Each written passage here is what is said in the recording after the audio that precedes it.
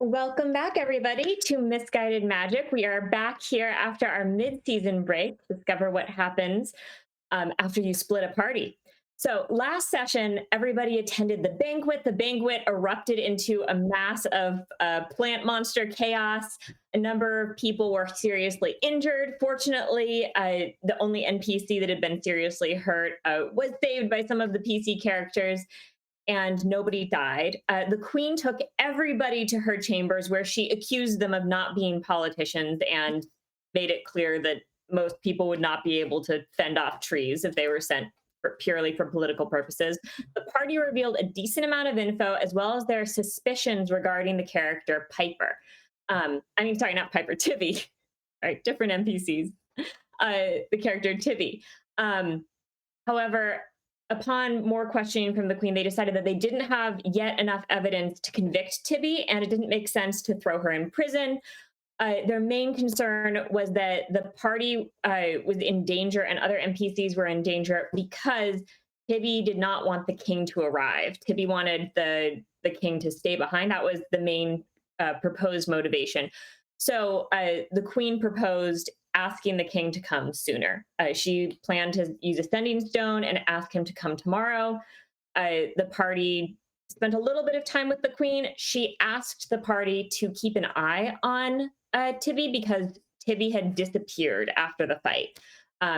She had asked everyone to come with her. Everyone looked around, realized she was not present.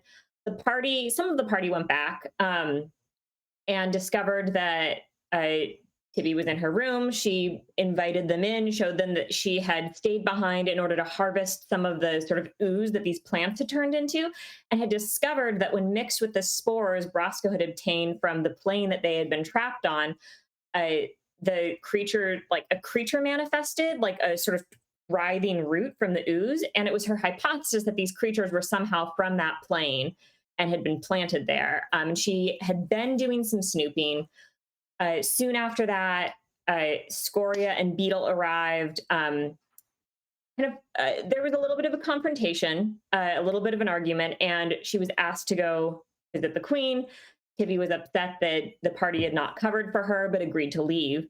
Soon after, Scoria and Beetle decided to follow her and see if she was indeed doing what she said she was going to do.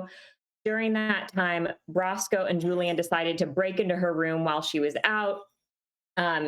Seeing Fig, the elderly smoking satyr, just sort of like studying them, they decided to try and get another ally on their side and explained their suspicions and what they were doing. Upon breaking in, they immediately made a beeline towards Tibby's desk, choosing to investigate that area and look for papers. Finding a false bottom cleverly hidden on the bottom of the desk, they discovered a number of papers talking about ritual summoning and acts with otherworldly beings, as well as how to break them.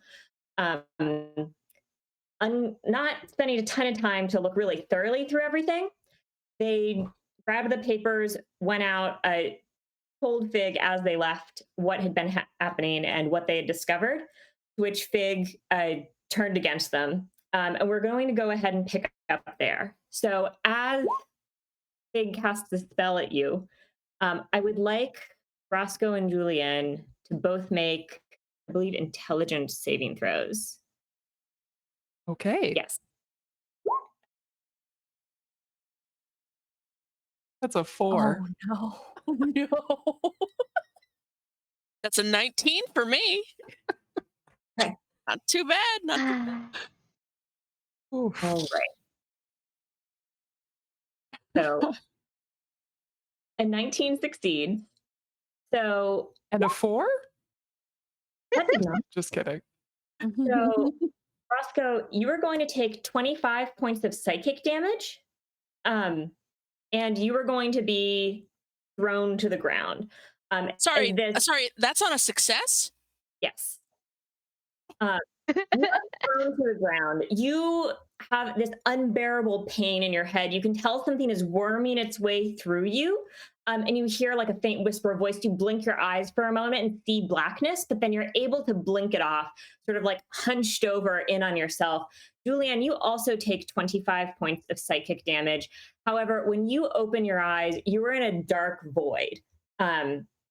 Blinking around, looking at this area. It seems fairly nondescript, though there seems to be a faint haze.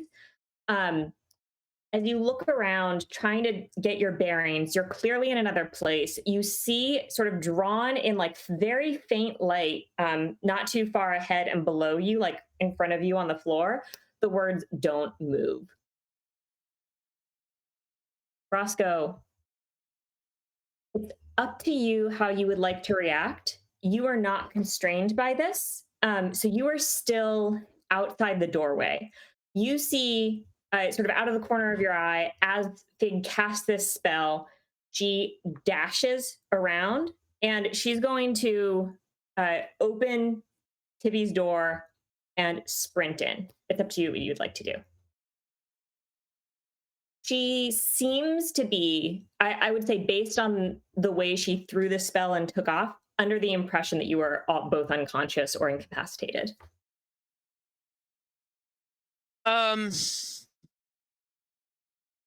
Okay. On a success. Okay.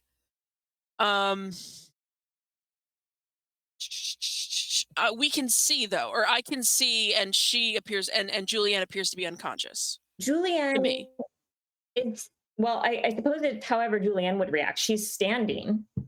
The pain of the psychic damage that you took, which you would also take 25, does like have you kind of curled up for a moment. It's up to you if you want to listen to what the sign says or if you want to do something else.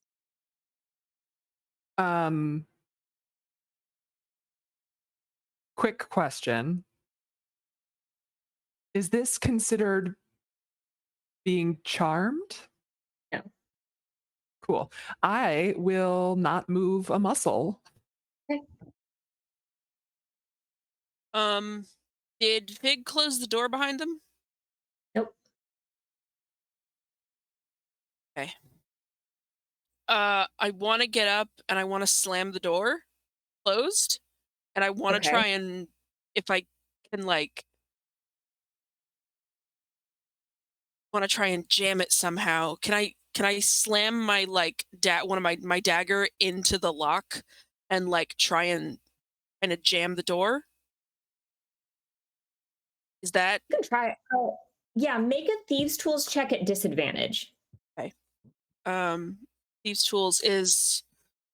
I don't think it's a thing I could just click on D and be on. Sorry. Dexterity plus proficiency. You're proficient in thieves tools, I'm assuming. So it would be either dex or intelligence, depending on how you play Roscoe using the device. Okay, it's gonna be And about the same also thing. at double proficiency if you took expertise in thieves tools. Goodness, I don't know if I even.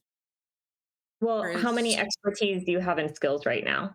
Do you have more than? Do you have like 2, or do you just have 1?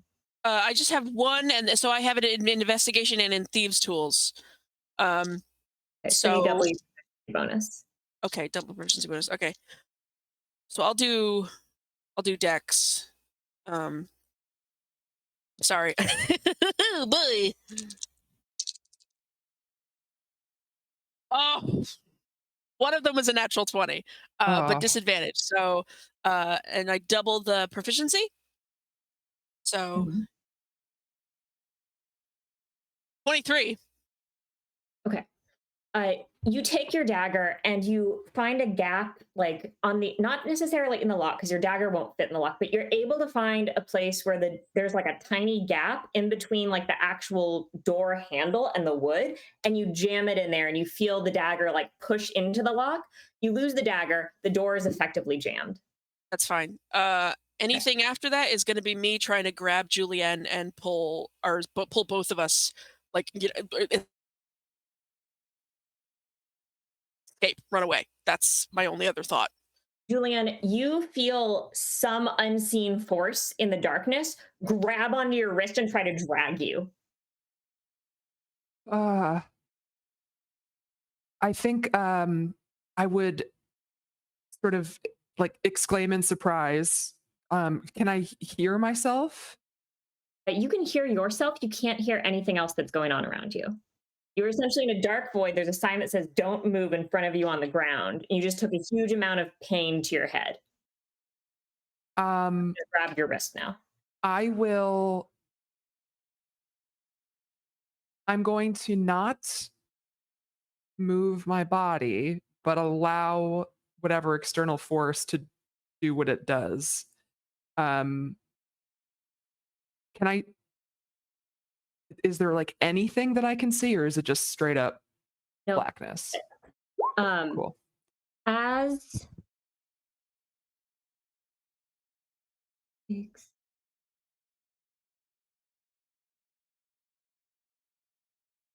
okay, you feel this force pull at you, and as you feel yourself being ripped from the confines of whatever darkness you were in, you can feel this unbearable pain begin to itch at you as you're ripped from whatever this stasis is. You're going to take an additional 29 points of psychic damage. I believe so. I'm down. Roscoe, you see Julianne like frozen, clearly terrified, grab her hand, begin to drag her. She gives out a scream. There's like a brief flash, and then her body just goes limp.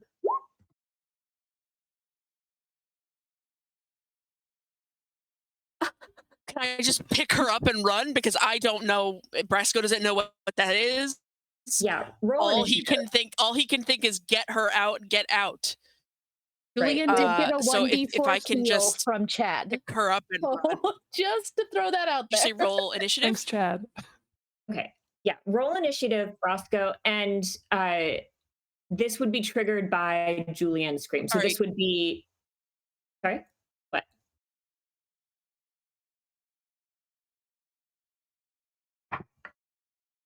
All right, so that's going to be, all right, 16. And then what's yours, Brasco? What is your initiative? 18. Okay. Nice. All right, so I would say you're 18. able to grab Julianne and drag her like about 15 feet, so partway along the hallway. Okay. So as you do that, you're going to hear a curse from behind the door. And then under the door, this purple haze begins to spew forth, moving forwards and just sort of like slowly pulling up and reforming as the image of Fig Misty steps around the locked door.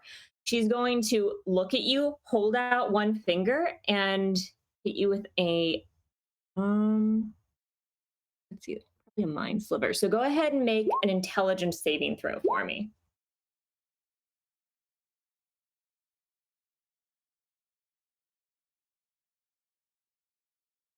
Oh, 22. All right. So she points a finger at you, and you see her teeth gritted, like clearly like upset at the way the turn of events have happened. I think it's just it hits or it doesn't. So you hear this sort of like horrible like a reverberation in your head, but you're able to fight it off as just sort of like panic and adrenaline push through it. Yeah. Woohoo. I guess is it my turn again? Mhm. Can I like? Can I? I sorry. I just wanted to see something really.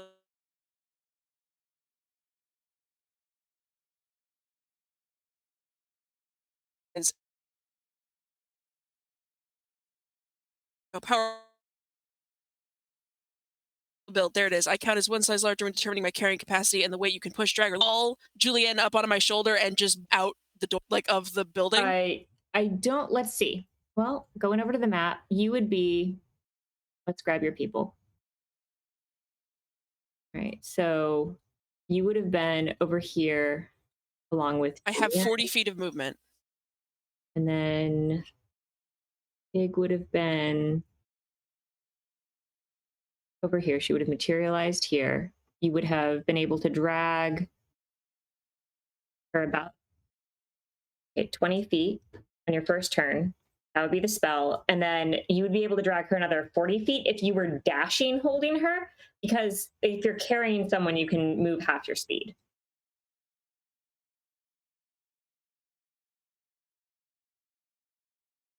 Okay, yeah, I'm dashing. I'm just even if there is even a window, like I would be willing to jump and like out a window if I could with her. Okay, I mean, there's a window, Like Brasco is fully sorry. I closed out of roll 20. Okay, well, keep that up. I was afraid of my there's a I've been window. in and out, so I was afraid of The roll 20. closest window is back the way you came, 35 feet. You would be passing by Fig. The next closest window is 85 feet away.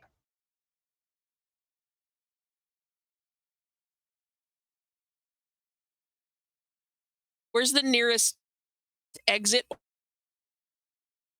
Probably the staircase that you just room? ran by. That's But if you- not back towards Fig. The Come on, roll staircase 20, that is load, farther away please. then, which is 60 feet away.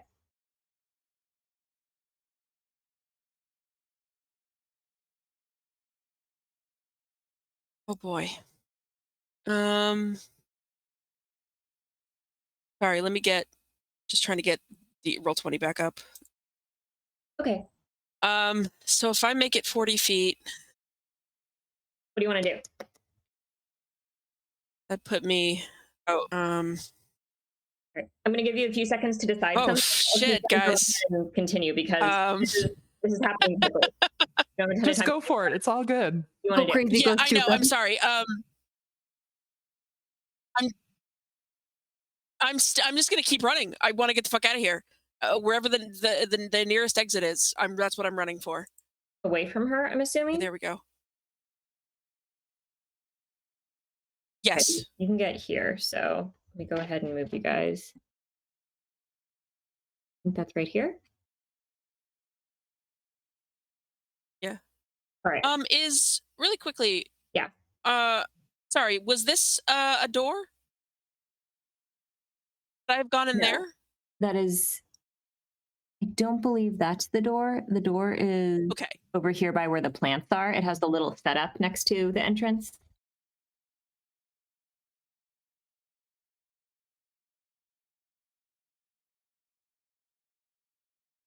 Okay. Oh, okay. Okay. I'm sorry. I was I looked at this and I thought okay. All right. Yeah. Yeah. Okay. Magical item I have that I've been carried around, and I'm gonna cast fog cloud. To obscure her vision from us, basically. Okay. Is it like from the magic item you chose? Yes. It's a ring of Okay. obscuring. Nice. All right. So 20 foot. It was my one trump card that I was like, just in case, this is what I'm taking. All right. You activate it, and this billowing mass of fog starts like appearing from your ring, sort of slowly funneling out around you. Martha is going to kind of curse. And wait, no, I'm looking at the wrong sheet. Okay. I have like a ton of tabs open. Okay. Oh no, not an area. Let me just see. Oh no. Okay. Well, because she has one spell. So.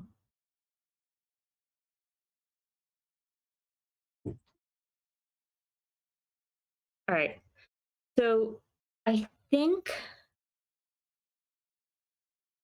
Real quick before this does happen and she dies, there is the 1d4 heal on the table, and I don't remember if you let me use it when I was already down last time or not. I can't remember. It's been 2 weeks. Okay, well, you need to use things like as they happen, please. I know someone did just give a heal to Julianne, so that's okay. I'm just trying to see how much this will take.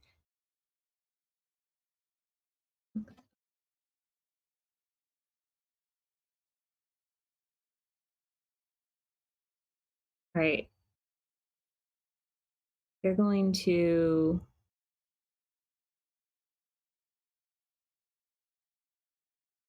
run into the fog. Big is going to be like kind of feeling around wildly trying to find you. And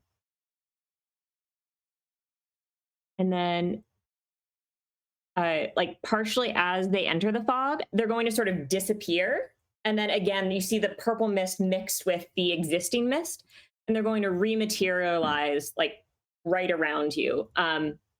And then attempt to clap their hand on your shoulder, Roscoe. And I'd like you to make another intelligence save.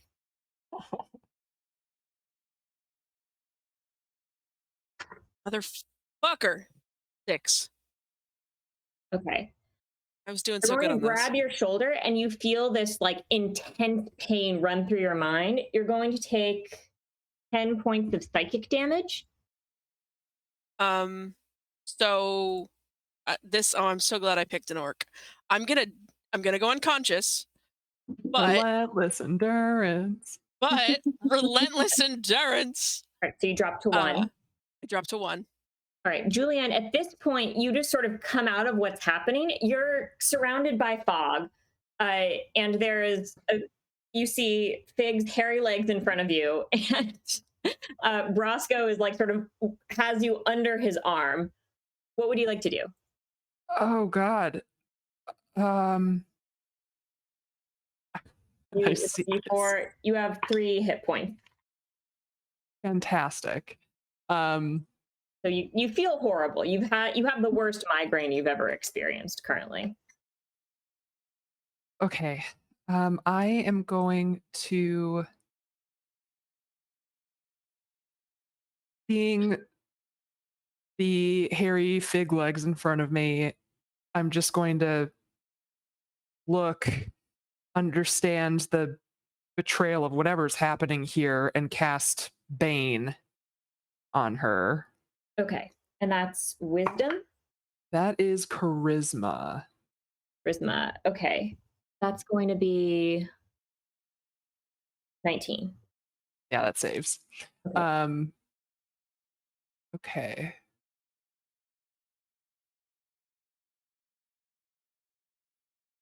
Okay, yeah, so that's just it then. Okay, Roscoe, what Yeah, do I you do? guess nothing happens. Okay. It's sorry. It is an action to dash, right? Well, you're a rogue. Like that's my action. If I dash, I just you can use your action. You can use an action, or you can use a bonus action. Well, I'm looking at my adrenaline rush, which it says you can dash as a bonus action 3 times per long rest. When you use this trait, you also gain 3. That's an orc thing, but it kind of is negated because it's also a rogue thing. Okay, I was trying to. I guess I was trying to see if I could dash twice. I know, but I was like, I don't think this is a thing I can do, but I thought I'd bring it up just in case. Well, it can be a bonus action or an action. So I'm going to use it as a bonus action to get those. You can do both if you want to use your action and bonus action. Double Just dash. Double dash? Yeah, it's a rogue thing. Oh, then absolutely. I want to go 80 feet and get the fuck and move my ass. So let me just give myself those. Your speed is 40 feet though, so you're using your speed, so that would be for 160 feet, but you're carrying somebody, so it would be half of that. So 80. Yeah, okay, you're right. 80. Yeah, I'm just doing it as if I'm doing a regular dash in my brain. Wait, no, so 120 would be half, wouldn't it? Or 120 would be the full if it's 40 feet. I'm just doubling 40. 120 so 60 feet. 60 or 40? Or 60 or 80? Because I have 40 feet regular speed.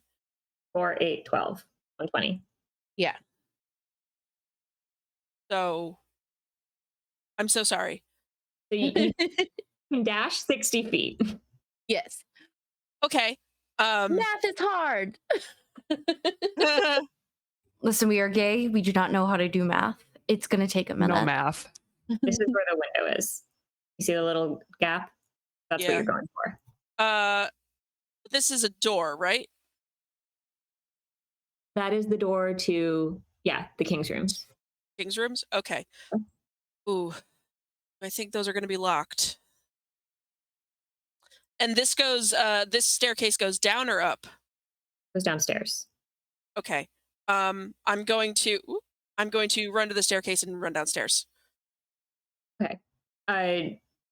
You run downstairs. Yeah, you can do that. You can use your turn to run downstairs. So you Yeah. sprint out of the fog, run downstairs. Big is going to sprint after you.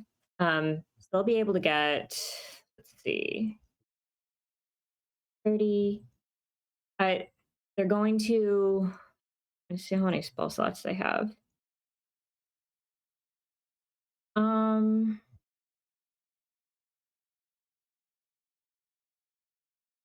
I get 3 temporary hit points because I used the dash.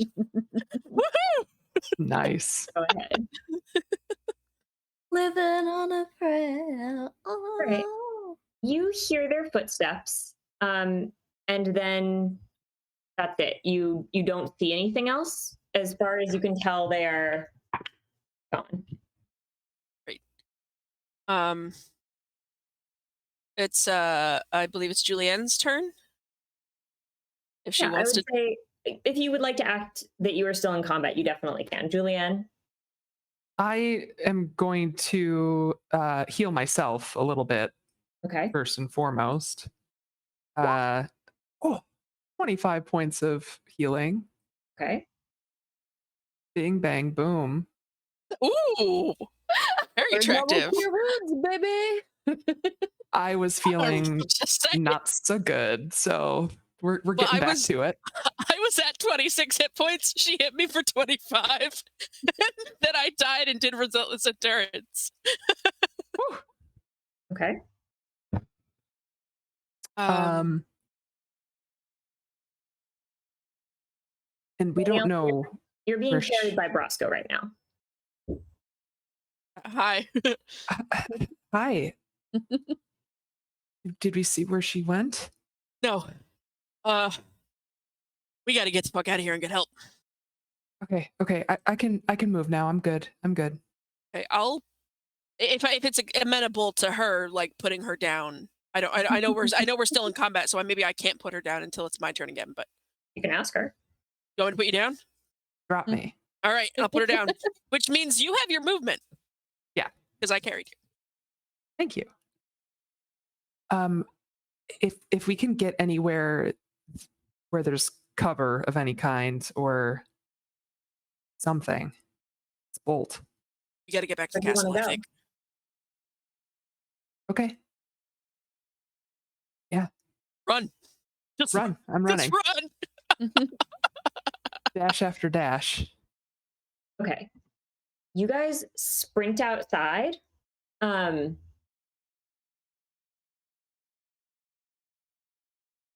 What are your passive perceptions? Mine's 15. 14. Okay. Moving outside, you don't see anything. Leave. Okay. Do we see any gardeners? There are probably a couple gardeners out. Have we got gardeners Okay. out? All right. I want to shout at the nearest gardener. If I'm allowed. Daisies. Oh wait. Okay. Currently you do not see anything. Okay, you're outside in front of the manor. You see kind of a gardener off to the side. Don't open that yet, Allison. No, Please. this is something else. Oh, it's something else. Okay. No, it's my thieves' cant. It's my thieves' cant booklet. I always put everything nicely back into their little. So I have them. Very sweet. All right, you see one of the gardeners, just sort of a form in the darkness. The person looks up. They're wearing a large sun hat despite the late hour, so it's hard to see their face. But you can tell that their attention is directed at you. What would you like to do? I want to, if I can, in thieves' cant. We've been betrayed. Alert the castle. Okay. What? I don't Is that think no? But okay, never mind.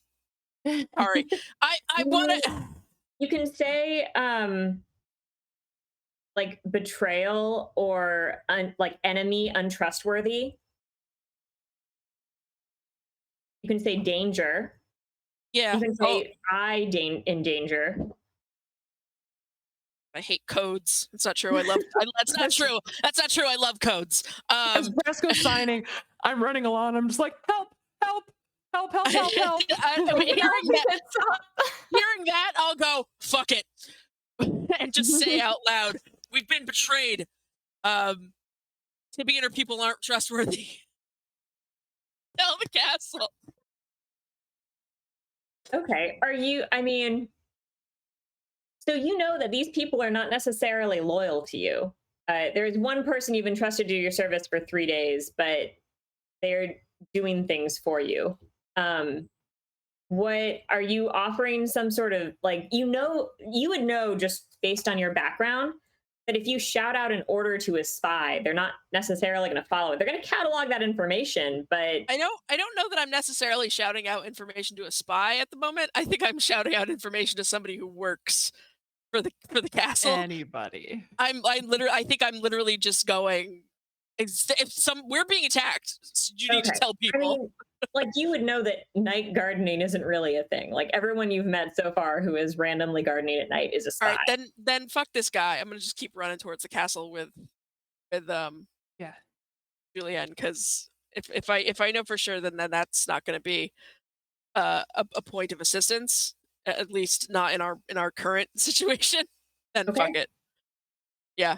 I'm just gonna keep booking it towards the castle. You sprint for the castle. I would say at this point, Beetle and Scoria, you are walking along at like a clipped pace, like planning to go see the queen and see if Tibby has indeed gone there. As you do, you hear Julian screaming, help, help, help behind you. And you turn around and see Brosco making all these frantic hand signals, like off into the bushes.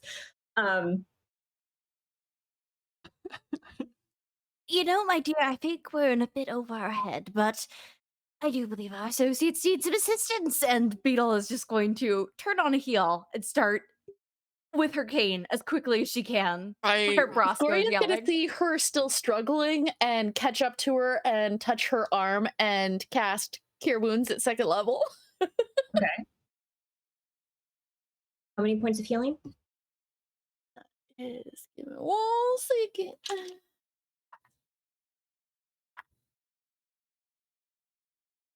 9 points of healing. Nice. Okay. All right, the two groups catch up to each other. Yeah. You guys, it's bad. So bad. It's real Big bad. is bad. It's not just What, Tibby. Tibby? It's It's big. not just Tibby? Big disappeared. The Big, one the who big. moves? She could be here right now. Yeah. Upon hearing that they could be here right now, Beetle is actually going to activate. What was I going to turn on? Barkskin. She's going to activate Barkskin for herself, and we're ready to throw down if need be. Okay. Oh, actually, I can give this. It doesn't have to be for myself. Would anyone like to have armor? I have 1 hit point and 3 temp hit points. So I will give it. really, I think. All right. So I think Beetle anything kind is of very works. exciting for me. As Beetle's as Brosco is just saying, like, kind of word vomiting all this out, like it could be just Tibby, and Beetle just without a word, like she rubs her hands together, spits, puts one hand on Brosco's shoulder, and you will gain a target skin is a rough bark-like appearance, and the target's AC can't be less than 16, regardless of what kind of armor it is wearing. See, of 16. Yes. It's 1 more than I had, so that's exciting. And as Well, we my dear, we're prepared for the war. as we catch up, since I do have enough cantrip stuff that I can still do damage with, I'm gonna touch Brasco and cast Cure Wounds at 2nd level on them as well. Oh, appreciate it. Nice. Nice. 13 points of healing. Oh, thank you, jeez. They was looking real rough there for a second. I gotta tell you. Yeah, Breska's gonna say, "We found these papers in Tibby's desk. It looks like she's working with making pacts with demons or otherworldly creatures Yeah, we were there for that part. We ran okay, after sorry. Tibby. just double checking on that. A lot happened in a short amount of time, but we- like Fig is also part of it. I guess. Fig almost killed us. Like, Yeah. just Fig almost killed us. It's safe to assume the rest of the servants are most likely in her ball as well, so we I need to thought be that careful. Tibby had just doubled back. Shit. Well, Tibby wasn't there unless we missed her, but she wasn't there. It was just Fig. We gotta. I think What do we we gotta do? get cover. Or we gotta find somewhere secure. Maybe nah, she got hurt in the fight. Who do we? Where do you think Faris is? I saw her run out the northwest side of the ballroom when we were being attacked. Do you think she would have gone back to her quarters? Maybe. It's logical. Let's go. Let's just run. Let's head back to that wing, and then we'll I work. mean, West Wing, we're gonna run into somebody that might be able to help us. Literally anybody other than the people who are in our condo. Yes. And we run. Yeah, we're booking it to that wing. Okay, so you sprint to the West Wing, and you're banging on Faris's door. Yeah, I think because it's Lenore, right? She was hurt, so I can't imagine she's here. She's probably having medical attention. Yes, and she's probably going to be very suspicious when we show up covered in blood and armed to the teeth, but I have an inclination that she may trust us. After all, we have offered the girl aid, and quite frankly, I laid down my life for the wretched woman. Yes. Also, Faris is a tough broad, and she could probably help us. Yes. She I doesn't know- trust anyone, anyways. Exactly, and I know I insulted her, but she's not bad. I don't think. So, by deduction, I'll believe I know which room is hers because we've been to Lenore's and I went to Lanyon's. There's 2 doors left that we haven't been to. Faris and how many NPCs? So funny. The other L name. Leanin. Leanin, thank you. Yes. Me just now remembering I had an accent for my character because I'm so anxious. All right, so are you just gonna take a door? There's a lot happening. There's a lot going on. It's quite stressful. Okay, We're go gonna ahead and roll a knock- or we're d6 for knocking. me. Oh boy. Who's rolling? Somebody? I'll roll. Okay. Yeah. I'll do it on D20. Oh, you got it? Okay. Ooh, Okay. 6. You bang on the door. No answer immediately. It is quite late.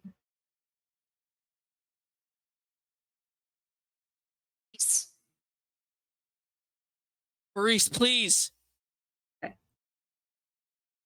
There's another long pause.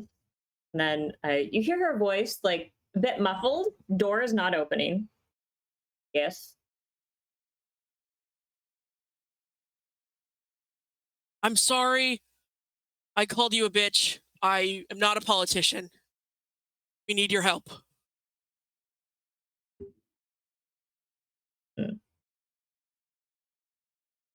She opens the door. You get the sense she was like getting ready for bed. She's in like an oversized shirt and her hair is like in a bunch of braids.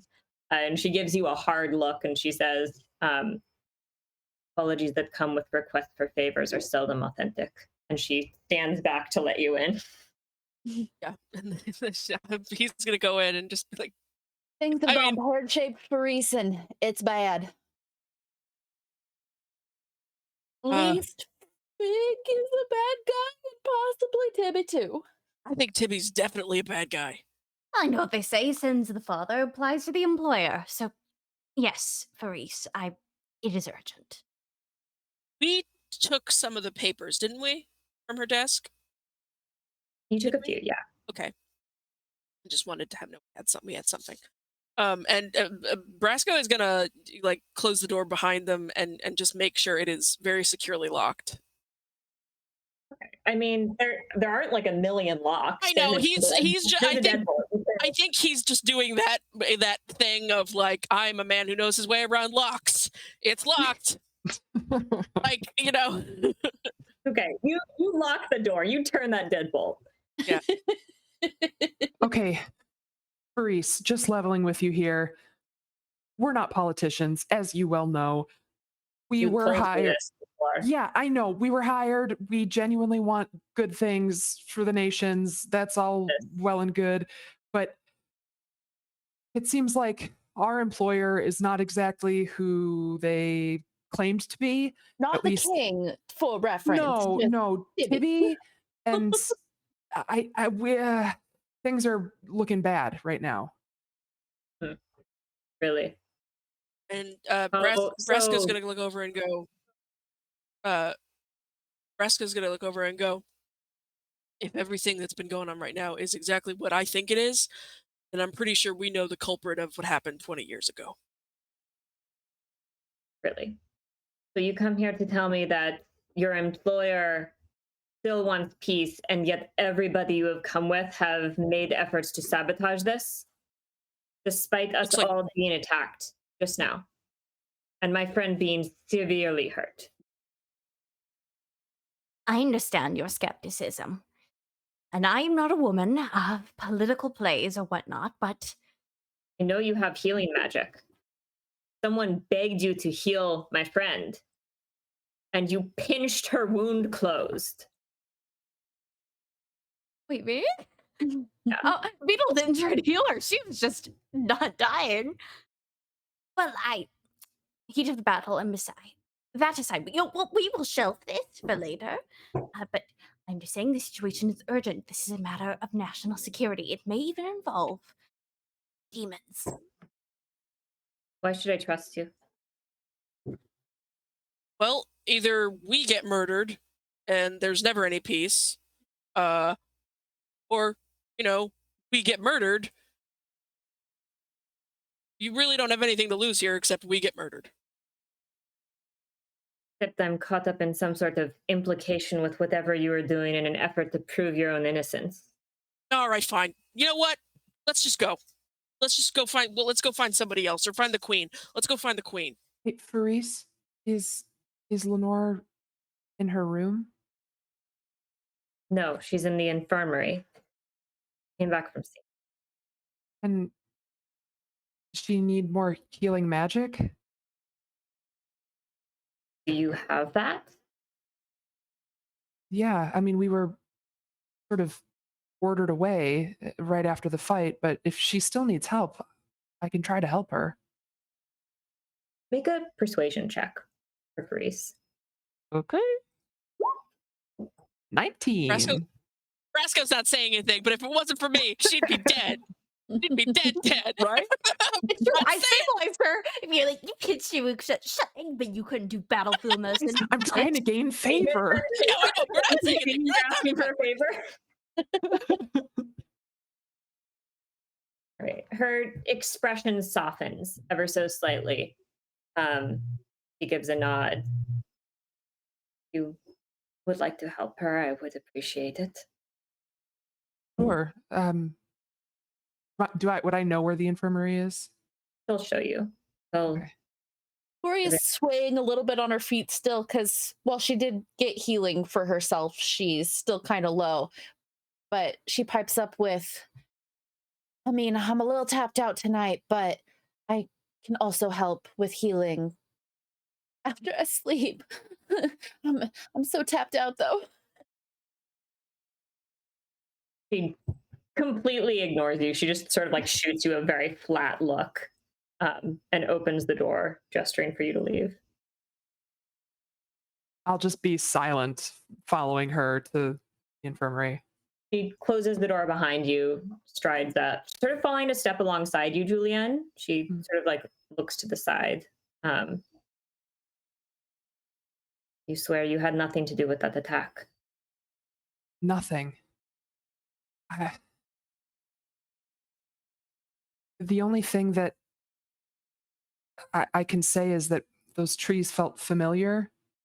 Um, Wherever we ended up, when we didn't end up here, we saw something pretty similar. Something's not right. And after all of this, I mean, we need to figure it out. But for now, let's make sure Lenore's okay, and then we'll see what we can do. And now, of course, it feels like the people that sent us here aren't even who they claimed to be. And so I don't really know who to trust at this point, but you've been very honest with us this whole time. So seems you might be one of the easiest to trust at the moment. I imagine we just I'm technically- Yeah, we're all walking. I'm assuming you guys are following after her and Julianne, but she's not speaking to the other three of you. and I think I think just hearing that and all Brasco would say, "You're mean," and I appreciate that. You're a fucking asshole. I know.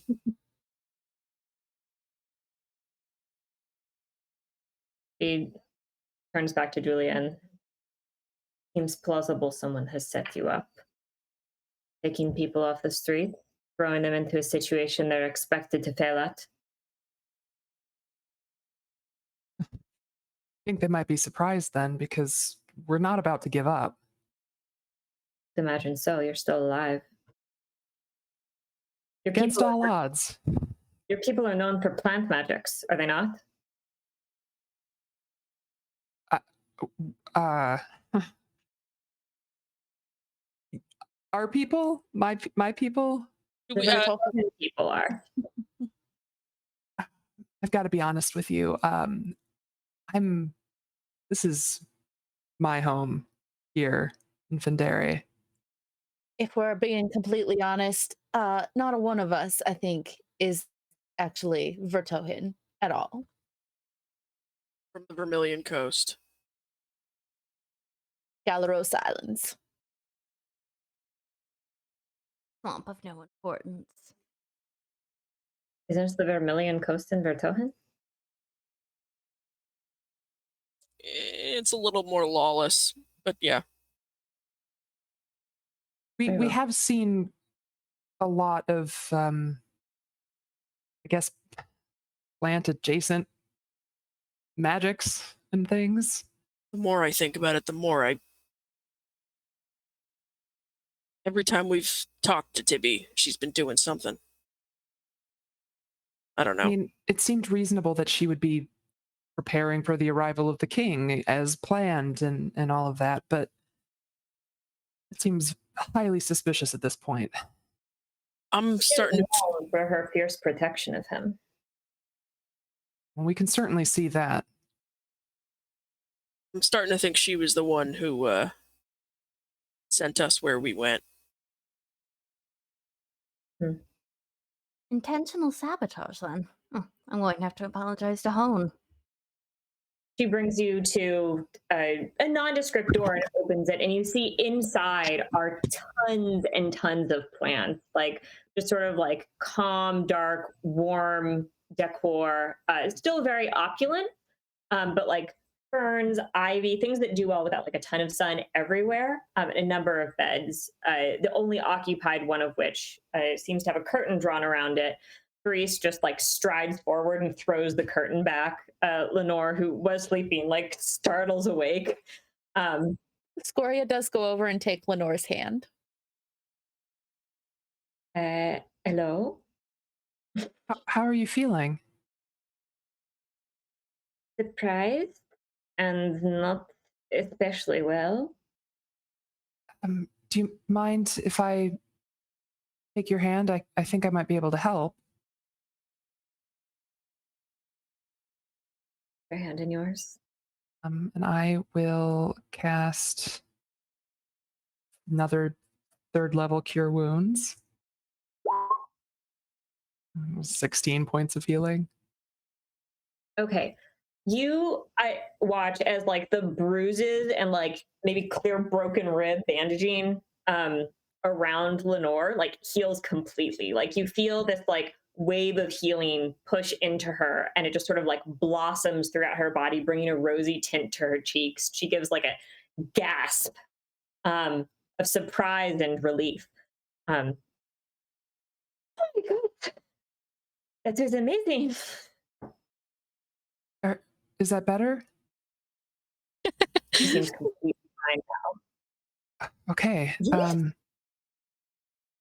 We're so sorry that you were hurt back there. Petting her ribs, testing the areas, slowly starts to undo her bandage. Yep. Bresco nods and goes, I'm sorry for you getting caught up in that. Well, for certain, at least one of the actual politicians that came with us is caught up in being on the wrong side and attacked our friends here. And there's a strong possibility that Tibby, who hired us all, is also on the wrong side. So she seems to truly care for the king. I don't know. I'm kind of torn on her, but it's we were looking in the wrong quarters for the betrayers. Perhaps we should adjourn to my quarters if you think there may be ears watching. It's probably a good plan.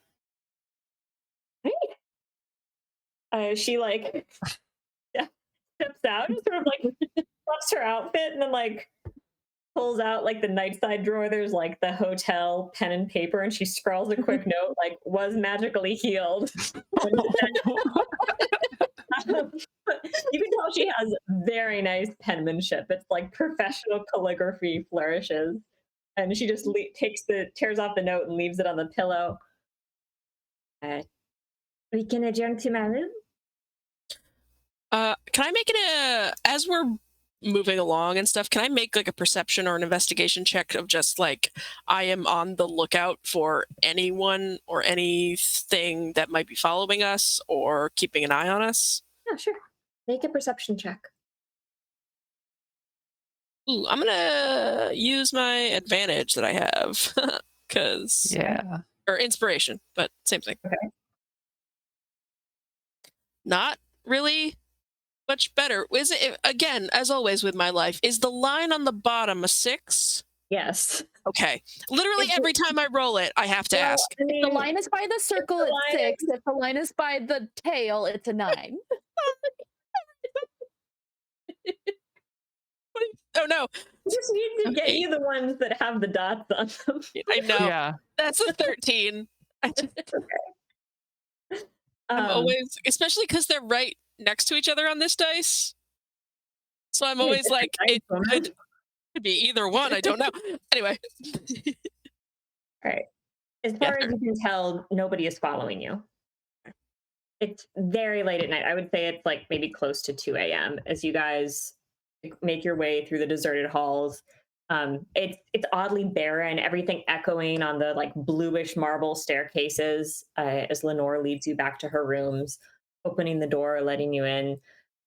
She brings you not to the first chamber where she first served you refreshments, but deeper into the chamber where you can see a number of like cushions. There's a bed. It's clear that like she had like this is her bedroom, but it's also like a sort of lounge area. There's like a ton of very looking sort of comfy window seats. Roscoe, you would notice that embroidered on one of her pillows is a familiar symbol. If you'd like to look at number 3 in your book. Oh boy. She I love this. Number 3. steps inside, gesturing you all to take seats wherever. Did Faris come in as well? Yes, they are all in. Okay. I sometime on the way back, I think I would just turn to Faris and just, you didn't get hurt at all, did you? No, I stayed out of Okay. it. Okay. Just making sure.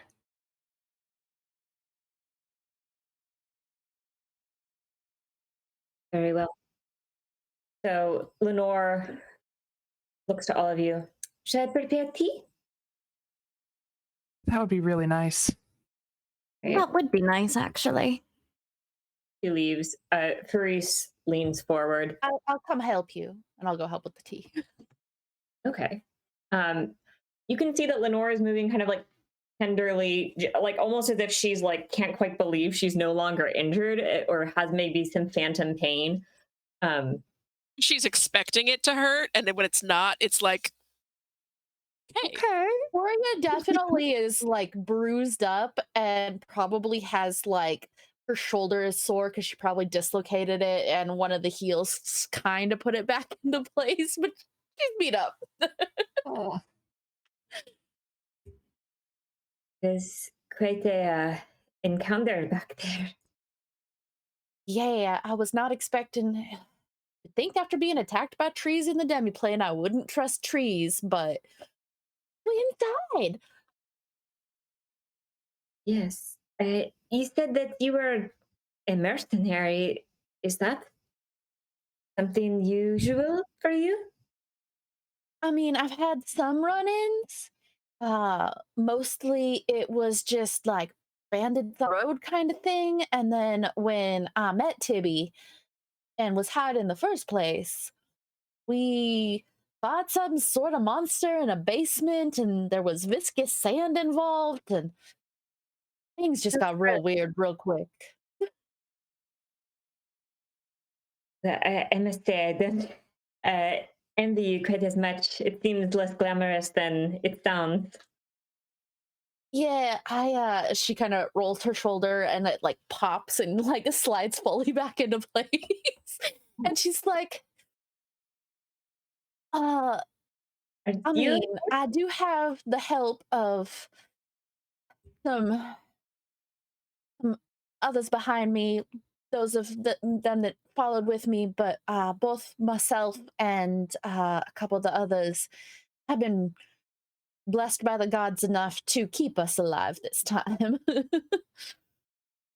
This time. That's in the past when I didn't have all these party members with me, but that's a story for another time.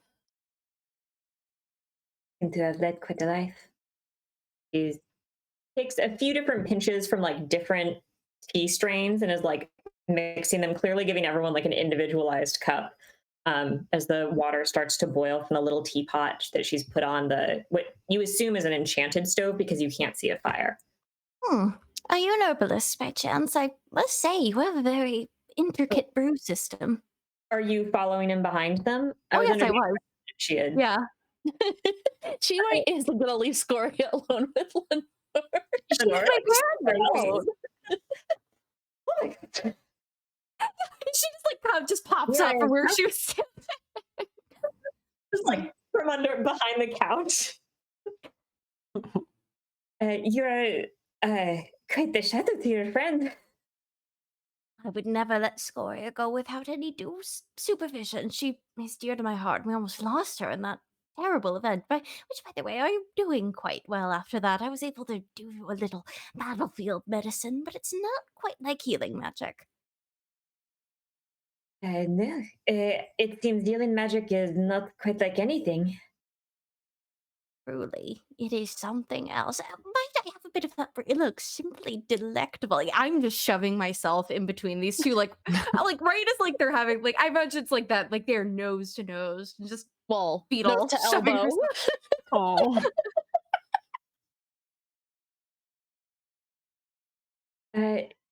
Yes, of course. The tea is ready. I can pour it. Please help yourself to the cookies.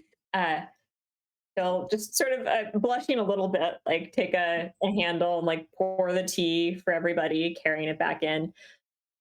Meanwhile, Faris has been like just sort of like staring you down, Brasco, like looking back and forth between the papers, waiting for you to say something. Clearly, like ready to get down to business. Can't hear I you, was muted. Allison. Yeah, I realized forgot I had muted myself. Roscoe's just kind of, I think he's been sort of doing maybe a little bit of a circle around the room, just kind of like, that looks fine, that's secure, out of just paranoia generally. And Okay, finally, that's kind great. of, that's better than it was earlier. I think it's 21. This room is incredibly secure, like past the point you would expect. You notice several like things like hooked to the tops of the windows that you like are very subtle, very well placed, but you recognize as traps that will go off if the windows are open from the wrong side. um, you see like a number of like marks of protection in place and a couple trapped areas that, or at least areas that you assume to be trapped, like a weird like little metal knob or wire sticking out of the corner of one of her desks where there's a keyhole, a couple other things like that. Like it's clearly been secured Right. by someone who works professionally in this. Seeing all that, I do think Breska's going to take a deep breath and sit down. And with Maurice looking through the papers, he's going to say, "We found those in a hidden compartment on Tibby's desk." And immediately after we left, I opened my big fat dipshit mouth and got us attacked by Fig, who was one of the diplomatic assistants that Tibby brought with her.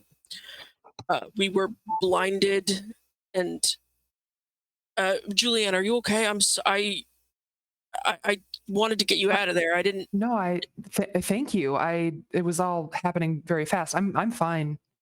Right. I appreciate it. You sort of died in my arms for a second there. Wouldn't be the first time. Appreciate it. Yeah. But we managed to, she was strong in a way I've never dealt with, and magic that I've never. I mean, I'm not magically inclined to begin with, so that was rough.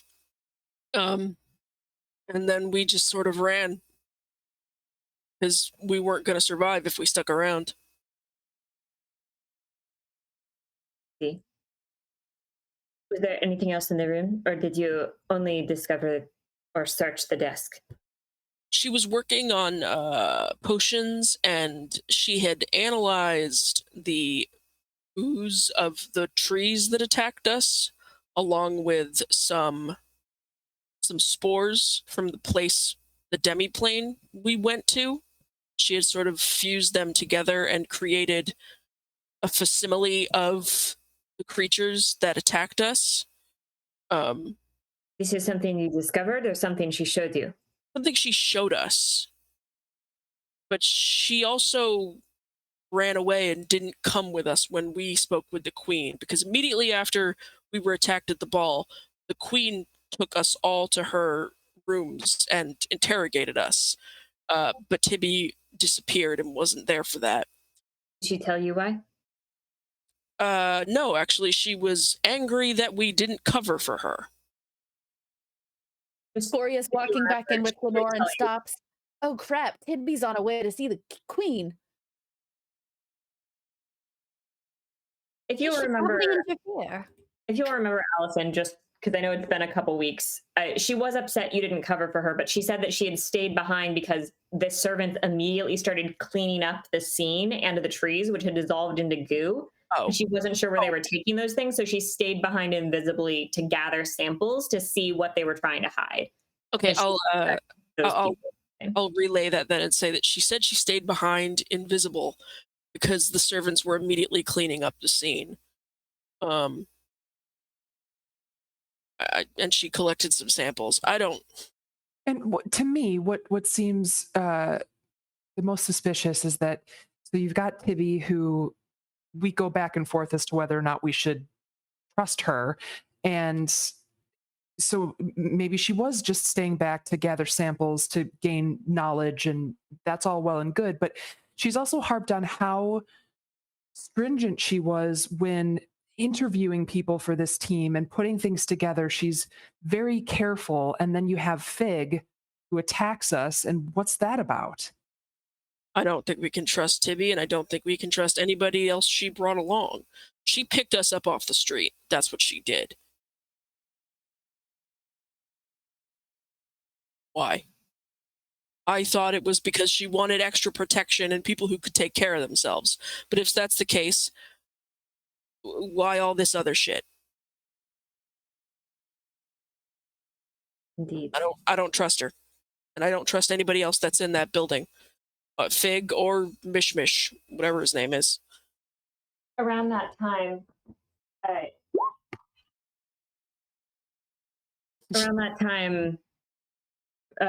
Lenore comes back into the room with Beetle and Scoria in tow, placing like a different cup of tea in front of everybody. I agree. It seems you are unsafe. Several of you are welcome to stay in our quarters for the time being, if it is more amenable to you. Well, before anything, Honne is still with the queen, and we kind of sent Tibby to go talk to the queen before we found the stuff, and Beetle and I were sprinting that way when they came up behind us, and now we're here, and It would be wise to make sure that we interfere in whatever check in on the story he may be queen. spinning. It does. The queen isn't alone, for the record. You know, she Yeah, does. no, her bodyguard is with her, and Emmett is eminently suitable to the task. But we should still go and make sure that if Tibby did show up, nothing happened, or maybe what has been said. The queen herself is also no one to sneeze at. I saw a tattoo she had, and she could take care of herself. The queen has a tattoo? Yeah, I don't know if she'd want me telling you anything about that. She also probably wouldn't want me to. What is the tattoo of? Which one? It was, I want to say Flightfoot. Was that what it was, Maria? Uh-oh. You only saw it for a moment. I know. I'm just trying to remember which one it was. I'm pretty sure I know which one it was, but he's gonna shake his head and say, I don't like to rat out other guilds. Don't worry Where was about the tattoo? We were It with was her like for on like a her, minute. All of us want to know now. What was it? Was it Well, Was it instead in of talking Roman? about this, I mean, at least I'm gonna head that way and check in on Honne and Emmett and the queen, and just Right, of course. This conversation is not over. find Tibby. Cutting Beetle back. will follow wordlessly after Scoria. Being Yeah, we'll go. Braska's like, I gotta be able to keep some secret. Around this time, your performance of Britannia Spears has concluded. Everyone is clapping. The guards are not necessarily watching the door. Everyone is applauding you. The queen is like called for pen and paper and is furiously scribbling down like, and we can have snakes and glitter and it will be magnificent. What is your input? I would also like to perform the back alley gentleman and God, I can't even think of anything else right now because I'm also excited to do these two. Um, Oh my gosh. I'm just writing these down so for future reference. you know, he's just like still drunk, just like still blushed face, everything. Very much like agreeing to everything she's saying. Like, yes, we'll Sounds do all of amazing. these things. We can get stunt performers if you think you need them. Oh, why, yes. Have you ever had a body double? No, but This is I've going always to be dreamed of it. Right. At this point, there is a knock on the door, which is kind of ajar, and the guards immediately like jump to attention, realizing they're not doing what they said they were going to do. And Tibby peeks her head around the door. Your Majesty? And the queen is like, fuck, I forgot she was coming. Okay. Yeah, come in. And Tibby will like walk forward, like clearly like not expecting the scene that she has found. Uh, and the queen just sort of like looks up at you. Oh, right, get off the table. Uh, um, am I am I interrupting something? Is this not the best time? No, you can come in. Uh, Yes and no, but yeah. so why do you not come when I summon you? Oh, I'm so sorry. I really thought my group would have made it clear, but I heard that you had given orders to not to leave things untouched, and I saw that some of the servants were cleaning up some of what was there, and the trees were sort of dissolving into this goo. And I'm a bit of an herbalist myself and an alchemist, so I wanted to collect some samples and just make sure that because I wasn't sure if you. And she like stands up, kind of drunkenly. Wait, they moved the trees? Oh, yeah. I wasn't sure if that was something you had wanted, but it sounded like it wasn't, so I wanted to collect. Oh no, it's not good. You too. And she's gonna point at the other guard. See what happened to the tree goo? Okay. Do you find anything? Yeah, actually, I have it in my cauldron back at the estate. And I think the Scoria and everyone, all of the other politicians that were at the fight are still back there, and they should be around the door. They seem a little paranoid, so I think they're guarding it. But yeah, I think that when you mix them with these spores that Brosco had from the other plane, they actually turn into these plant things. So I think there might be some sort of charge. I'd love to experiment in your greenhouse if at all possible. That would be amazing. Um, I have reason to believe that there's something to do with some sort of demon or otherworldly being that may be involved in the grotto.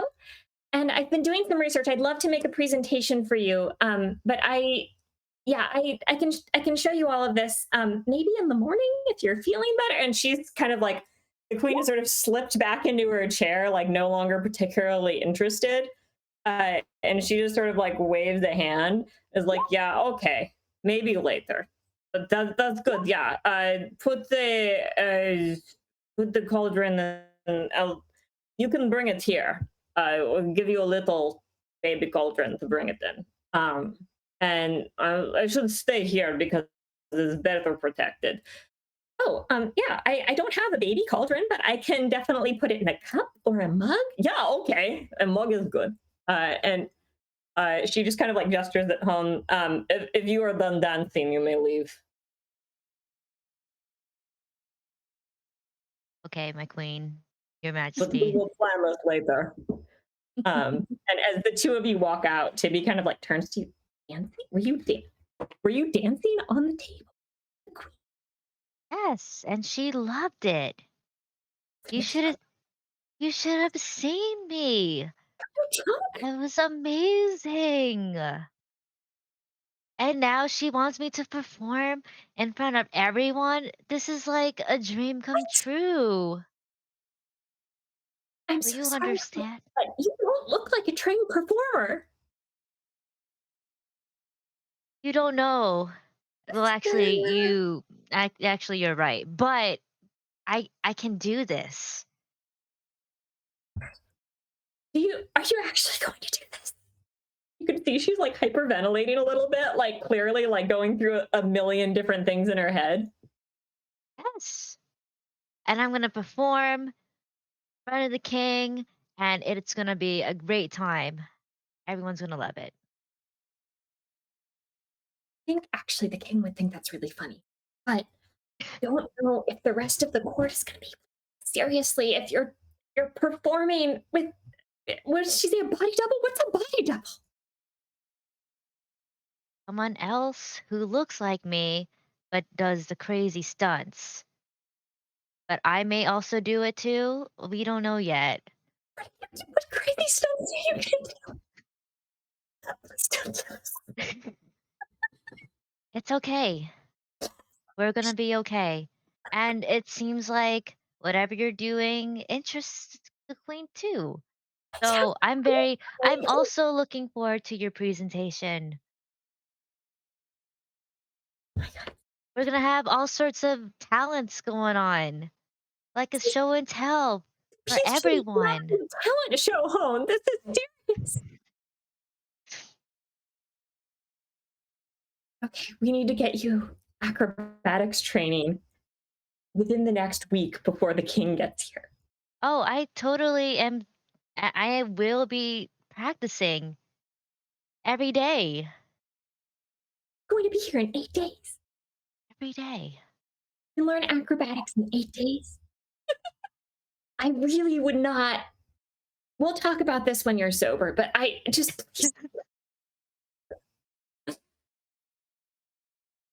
Was she really upset Ooh, the queen? that I wasn't there? Upset? Um, she seemed a little irritated about it. Yeah.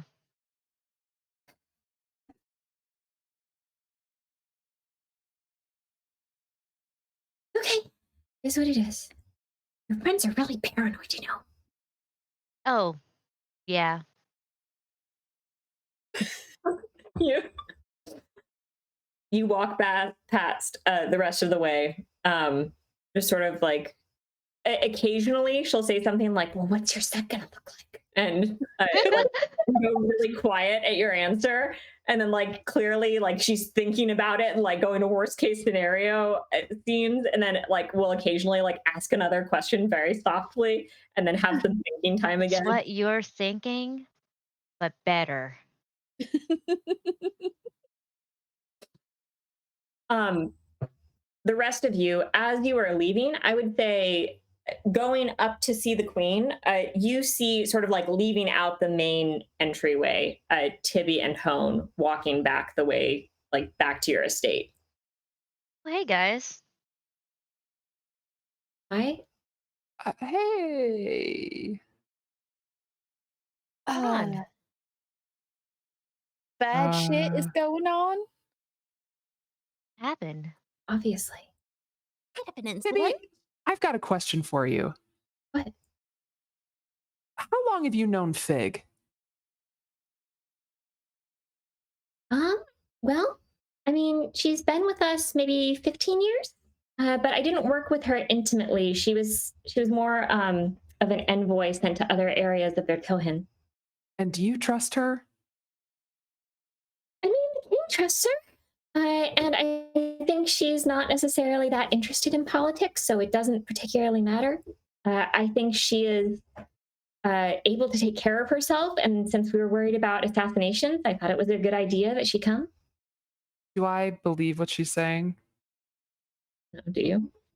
Can I make an insight check to see if she's You if I can make an could? insight check, but it's not a lie detector. Well, sure. I'm just trying to like see if I can. I Like don't gauge know. her the way she's speaking. Yeah. Yeah. And Yeah, I mean, she seems pretty confident in what she's saying.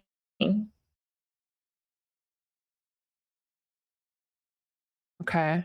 Are you Like, guys say something okay? more to you? Are you okay? I'm I'm doing I- great.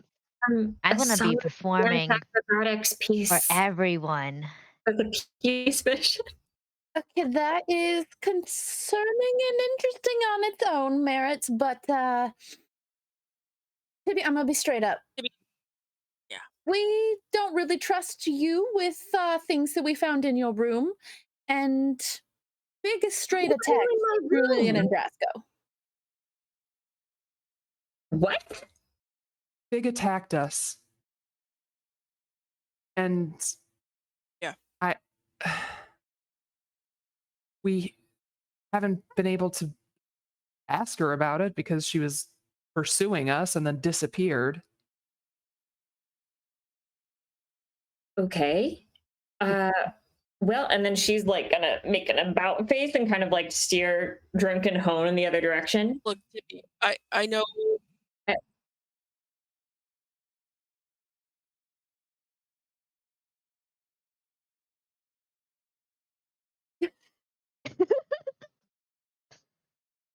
Yeah.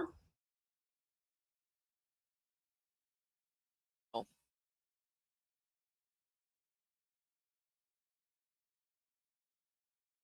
Tibby, yes, it was a violation to go in your room. You kind of hired a bunch of criminals, kind of. So I'm not big time apologize for that. You kind of hired a bunch of criminals. We got attacked, and we almost died. He's like stress And level. I don't know if we can trust eyebrows. you, given everything I mean, you've made that pretty clear. that's going on. I would love to be able to. Well, I'd love to be able to trust you too, but you guys are criminal hobos, apparently. Why did you hire us for the position? Sorry, what'd you say? I thought it was hiring mercenary bodyguards. Did you? Beetle just like looks at her swollen arthritic fingers and then back at Tibby and then back at her. I saw you destroy a I'd like flesh demon. I'm a creep who lives in a swamp, self-admitted. Frankly, there's some things that you have said that has put us on edge with the way things have been going. Did you know that there are false bottoms in a bunch of your luggage? My luggage?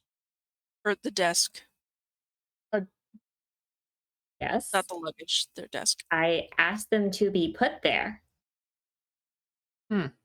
Well, we found incriminating items that I can gather that because you just asked me about the secret compartment in my desk and you told me you broke into my room. So you've well, known. what did you put there? Because what we found labels you as the culprit of sending us to the demi-plane and all of that. I put research on demons in there that are related to the grotto because clearly those things have something to do with what's going on here. Why not tell us then that you're doing all this Trust you. research? I don't trust you. I You're think the that- most untrustworthy All right. people I've ever met. I All want right. to stop the king from getting killed, and I don't want to talk to you. I'm about just gonna anything political go over because you're the sort of people and who hug go her around and call very cops and slowly. bitches for no reason.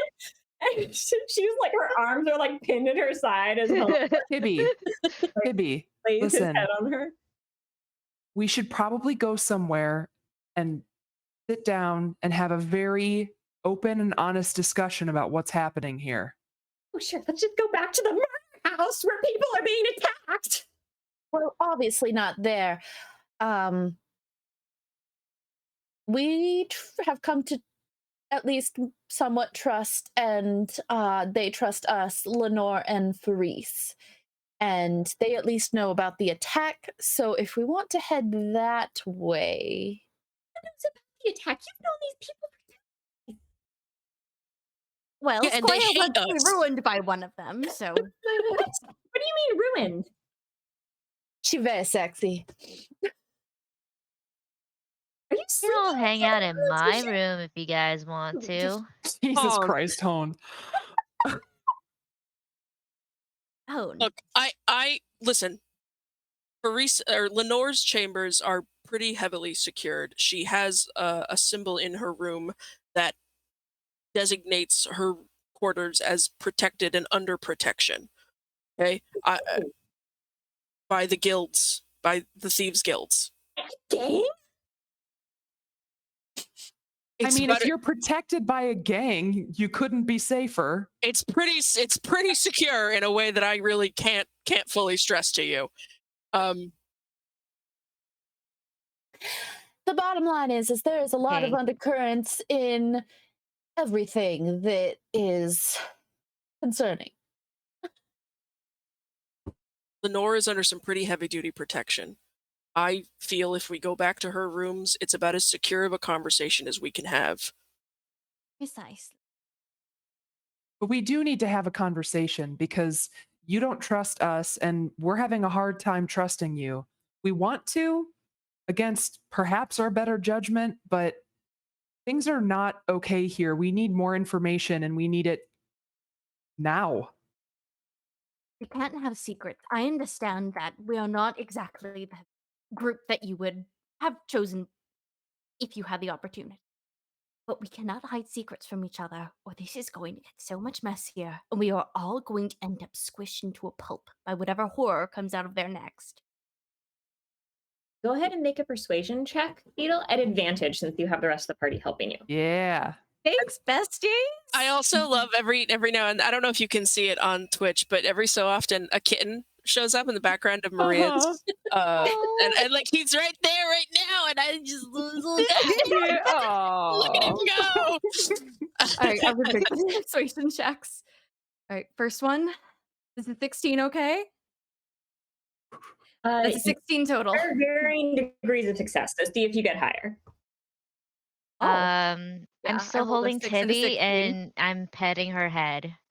Yeah, Um, so that 16 is my highest because I rolled a 6. Okay. She's not like moving. She's very stiff. You get the sense she's not accustomed to being touched very often, but she's not like moving away. She takes a very deep breath and like you can tell she's like kind of on the edge of hyperventilating, but you seem to be like calming her a little bit with like the way you're holding her like a security blanket almost. Bottom line is, Tibby, Fig definitely cannot be trusted, and that also puts the mishmash in question. Can't I believe don't they know hurt if my I'm still friends. suspicious. I worry he's in danger. He's very young and a complete idiot. And honestly, I just thought, his father pulled some strings for him to be here, and he's basically a glorified note taker. But I am a little worried that he's there with Fig. At least maybe this will help a little bit in that regard. Fig only attacked us when she saw what we had found in your room, which is why we felt that incriminated you as well. That's good to know. That means I was probably right. Okay, look, I prefer not to. There's a lot of options here. I don't want to talk about things in front of these politicians we've known for 2 days who are not on our country's side. But we can go somewhere to talk if they are making their rooms available to us. We'll have to ask very nicely. Yeah, somebody else is going to have to ask, though, because Faris does not like me. I will.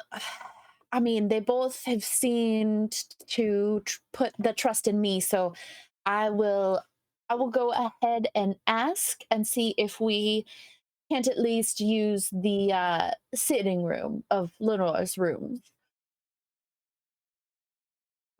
Okay. I'm okay now. You can let me go. So Scoria is going to kind of lead the way and go and knock on Lenore's door. Okay, it like opens immediately. She was clearly waiting for you. All right, so we may be able to trust Tibby. Definitely not Fig, but we need a secure place to talk, and that's definitely not our rooms. Could we avail ourselves of your sitting room to have a conversation? Tibby would feel better without yourself and Faris present for at least the first part when we lay everything out, but probably after that we will bring you into the conversations, as I think working together is gonna be our best plan. All right. But yes, you can avail yourself to any of my rooms. I'd love to hear what she says afterward, if you're available. Every single person in the party went, oh. I just know that it's Beetlebug getting one step closer to cardiac arrest. So I'm like crackling with Another healing little power. wrinkle appears over her left eye as it twitches. Let us have this conversation first, and then I absolutely will make time for you. Very well. Paris, and Paris just sort of like stalks, almost like cat-like, past everyone, giving Tibby the side eye. Lenore, just like hand on her shoulder. We'll go to her rooms. Do let us know when you're finished. I very much appreciate it, and I will come over there forthwith. Open the door. Rooms are deserted. You all sit down. Maybe just hold your hands out. You have those papers? I'm gonna say I probably took them back from Faris. Yeah, I'm assuming. Yeah. And I'll hand them over to her. Okay. She kind of like sets them down and lays them out and starts organizing them. I have reason to believe that the culprit of whatever this is some sort of abyssal demon named Hassani. And we're going to go ahead and cut to break there. We'll be back in 5 or 10 minutes. In the meantime, please remember that you can accrue channel points by watching different shows, and you can use them to affect things that happen in the game real time. We'll see you in a few minutes. We'll be right back. Right, and we are back. So we're going to go ahead and pick up with Tibby sitting everybody down, looking at all of you, sort of like spreading everything out.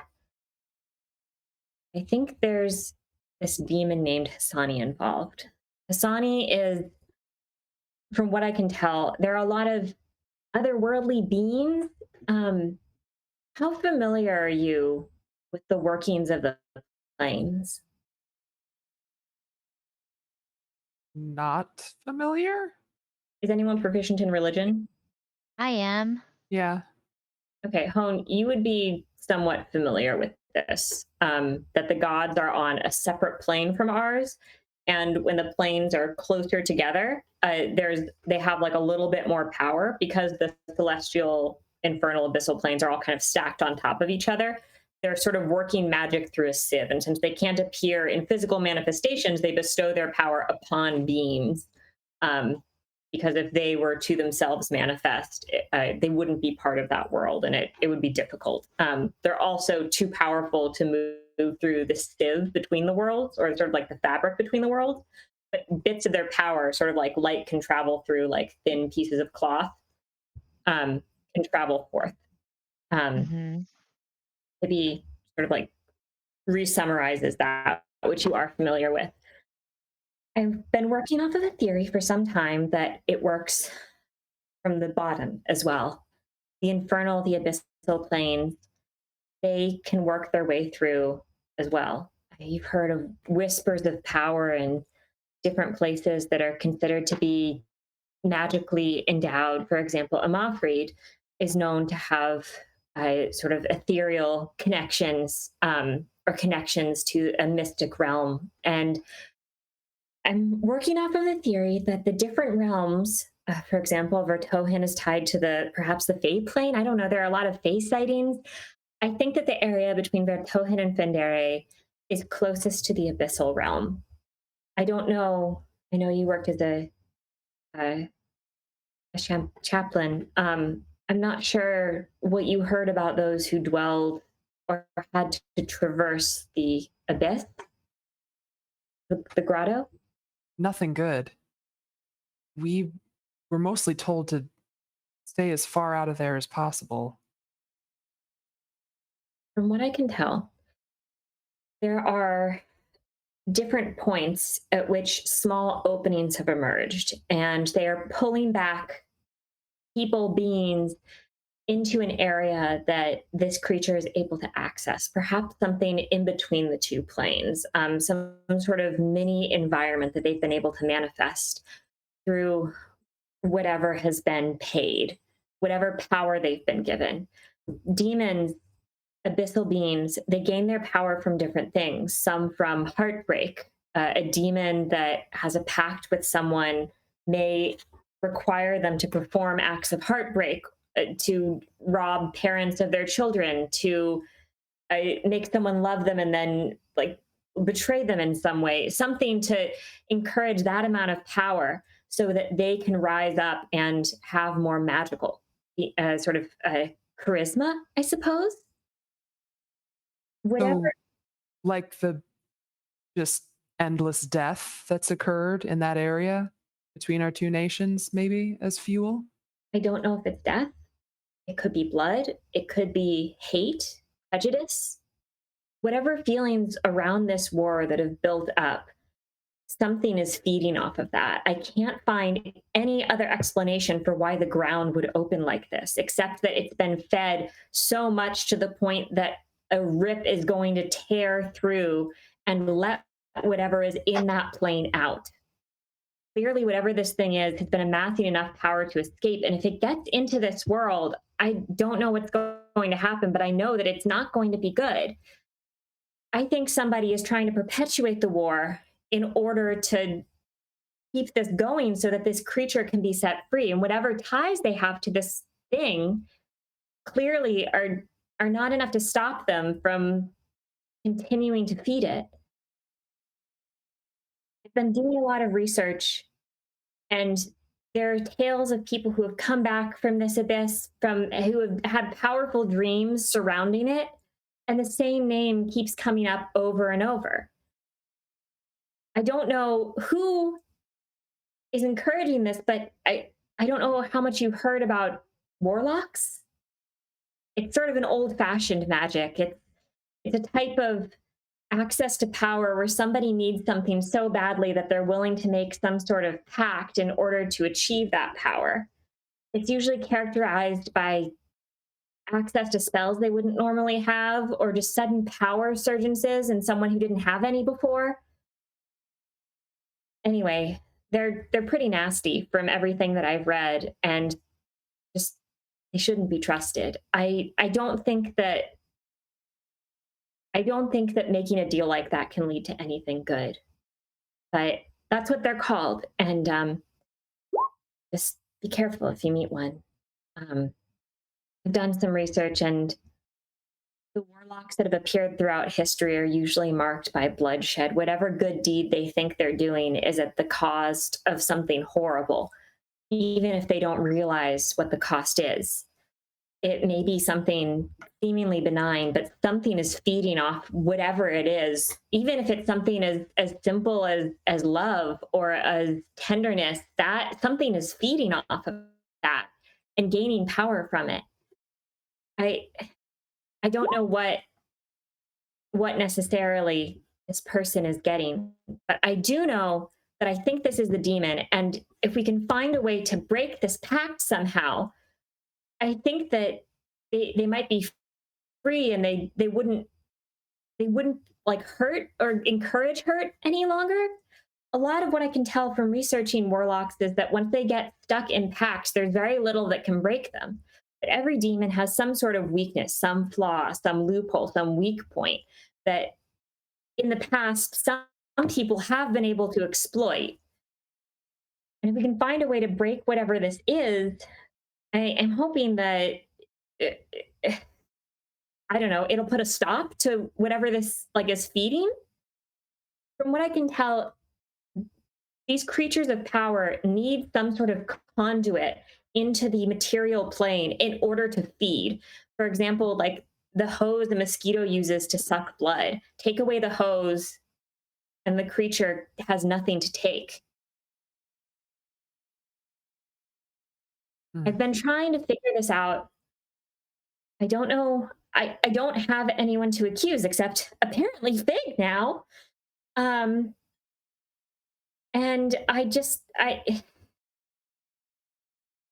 anyway, I haven't shared this because I don't know who might be responsible. I don't know who is enacting whatever these things are. And I don't think that the king should be alerted until we have someone to accuse, because throwing people in jail on suspected magical use in history has never gone well. And it's led to a lot more discrimination than help. Oh boy. If Would it's accuse yourself. if it's any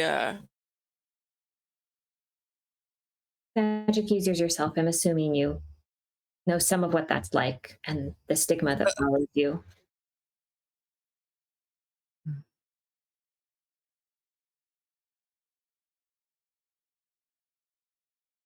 It's a lot to Okay. take in, that's for sure. Were you planning to say something, Brasco? But it would. I was gonna say that you know, the one thing I guess that we have in our corner as far as trust is we don't particularly have any uh, care. I mean, we obviously we were hired for a job and we want to help the kingdoms make peace because that's what we got hired to do. But I don't.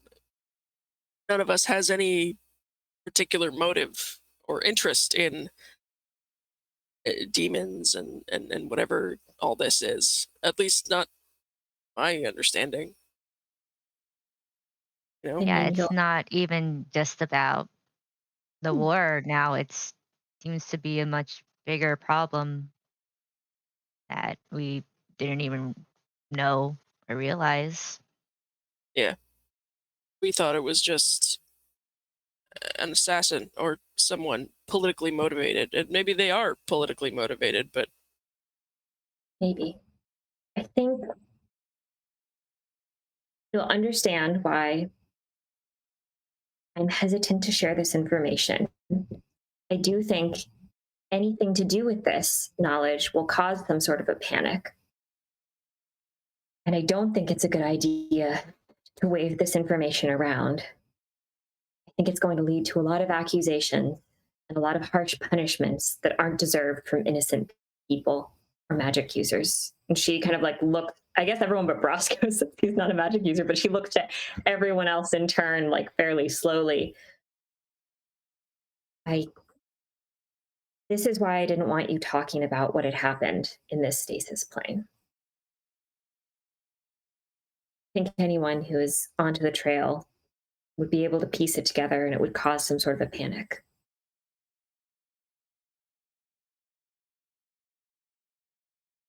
But now that you know, maybe you guess I can didn't help. even think about that. Yeah, it was just more of the situation made it so that people that Yeah. asked about it and we were told not to talk about it, then they didn't trust us, so that undermined what we were here doing, and it was a catch-22 for sure. I get that. I guess I'm not, I suppose I haven't made as much of an effort to be as friendly with some of these politicians as you seem to have.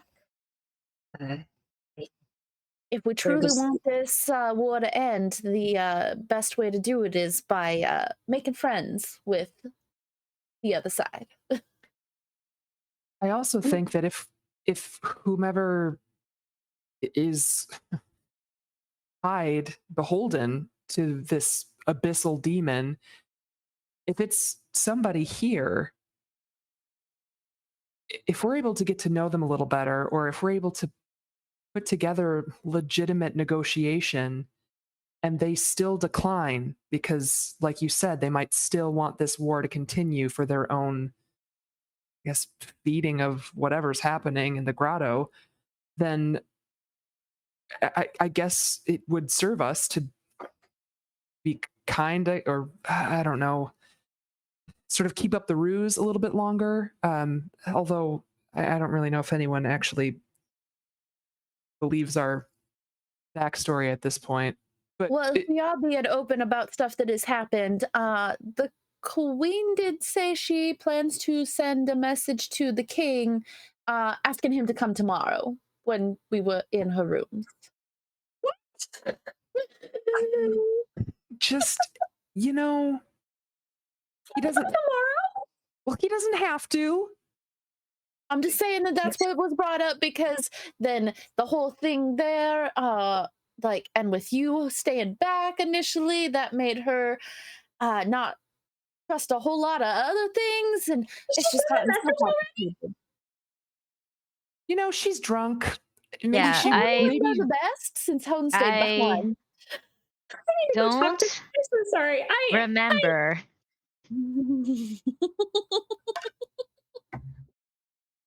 I need to go. Oh, wait. I'll talk to you later. Oh, Beware Fig if they do make an appearance. I think that some of us should. We shouldn't split the party, but we need to check on Mishmesh. Fig's roommate. she's freaking king if he's here. Don't split the party. That's how people die. So we're learning. You talk about this. Look through the notes. Please try and find some loophole. Find a way to break whatever this is. She like gets up and like bolts out of the room. Oh, wow.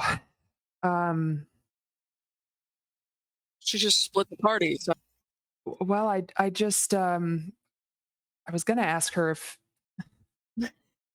she knew anything about the other two that left of their own accord, according to the note that I received. Oh, The other two servant. servants. Yeah, and There I were 4 servants. Of course. oh, okay, yeah. So they left of their own accord, according to the note, and I wondered if they found something out about Fig, or if Well, they're obviously, if they did, they still didn't tell Tibby because she'd have brought that up. I that's trust. so strange. Also, is Fig actually bad, or was Fig just trying to protect Tibby's information? I'm getting into the wrong hands. Oh God, this is I mean, all I so wasn't bad. there, so I can't. We're the worst politicians. This is Well, that's awful. because I don't we're not know who to politicians. trust. I know. Oh, okay. Well, looks like Beetle has reached the end of her rope and is sleeping in the corner over there. But You see, and Beetle is like still hunched, like she's suspicious, but she's just closed her eyes and hasn't moved in a very long time.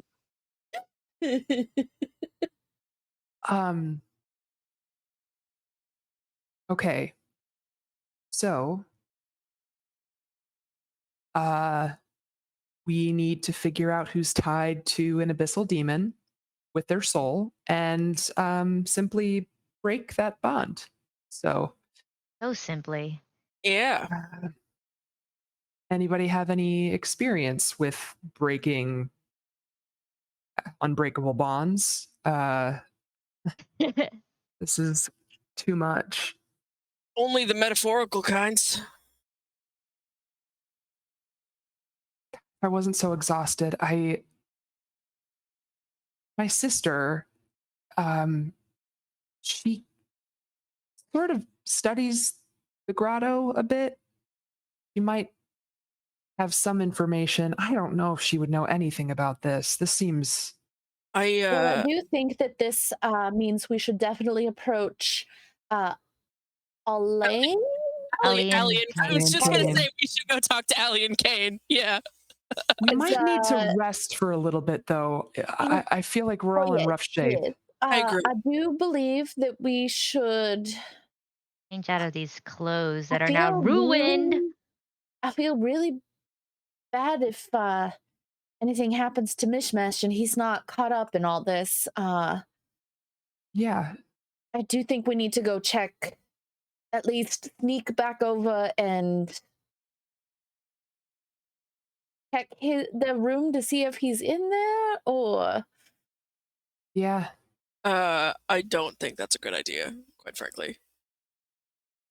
I don't think well, it's safe he for apparently is the son of somebody important, and that could also backfire on the king, and that's part of what we're trying to avoid. if he's got no part of this and he doesn't know anything because Big only attacked us when we knew something. That is fair. I think All his right, best well, it might be safest for him to be as oblivious as possible. okay. Tomorrow's Hmm. good enough to, I mean, we'll have to go back there eventually anyway. Well, I'm gonna go get Lenore and Faris and we can give them an overview. Yes, of other You wanna- things that have We happened. have Tell them all of this, we can though? we can tell them that we have reason to believe that whoever is causing these problems has some connection to an abyssal demon. They Yes, might we don't know. need to go too deep into it on that point, since honestly, that's about all we know on that truly anyway. Yeah. Reaffirm that I'm just gonna come out At and say least I think Tibby can be trusted. I think that it was just Fig all along, setting her up. for now, she can be trusted. But I don't. I'm looking at Maria, who's smiling, and I know it doesn't mean anything. You know what, like, every episode, you're like, we can trust her. No, we can't trust her. We can trust her. So terrible. I hate it. I hate it. It feels like the most Um, wishy-washy like relationship where like Yeah. Terrible. It's just She's, terrible. she's gonna walk into the room next time with a daisy in her pocket, and we're gonna freak the fuck out. don't give Maria idea. She knows it's my Oh, weakness. did we? This is Oh, my we never found out kryptonite it was on that now. note, did we? Um, I think we should get some so- rest. Yeah, I'm gonna go get Lenore, and she did say that we can, crash in rooms. I think it'll probably be a mix between her room and Teresa's, from what it sounds like. But yes, we should go get them and bring them into the loop. So Oh. Scory's gonna Well, to sleep. before you do that, actually, I do want to kind of get everybody together really quick in a sort of like a little cluster, and I want to say Huddled up. I don't want to tell politicians this because it could reflect badly on the queen, and I don't want that because I actually think she's doing a decent job. But the tattoo she has is of a guild symbol that specializes in sort of witness protection. They're good at secret keeping. They're good at making sure people stay under the radar. She has skills and she has connections. So that's something to at least have in the back of your head, is that she's may have a certain demeanor, but she does know what she's doing. In a way that's good for us or bad for us. Neither really. She seems to be Okay. pretty straightforward. So for now, I like her. we'll Oh, put it no, in I the think she's great. I think she's great. And so far, the people of I just wanted to let you guys know Indere that we because trust, that we've you put know. our trust in, were ones that backed her. So that's always helpful. But yes, we will leave that bit out. I wasn't even there for that. I was on my way back to find Tibby. So all right. We leave that out entirely. Yeah, I just wanted to let. I don't. Again, that's something I don't think regular politicians know, but for us, yeah. All right. Now Scoria will go and get Lenore and Faris. Lenore, I think I like, got that right. I hope I didn't forget and picked the wrong guild, but I'm almost positive. I'm like 95% sure that was the one. Lenore like immediately opens the door, and you can see like she's exhausted, like she's been critically injured, she's been like brought back to life, she's been healed, she's been like running around talking to spies, but like her eyes are like super bright, and you can tell that she's like pumped. He like hurries up.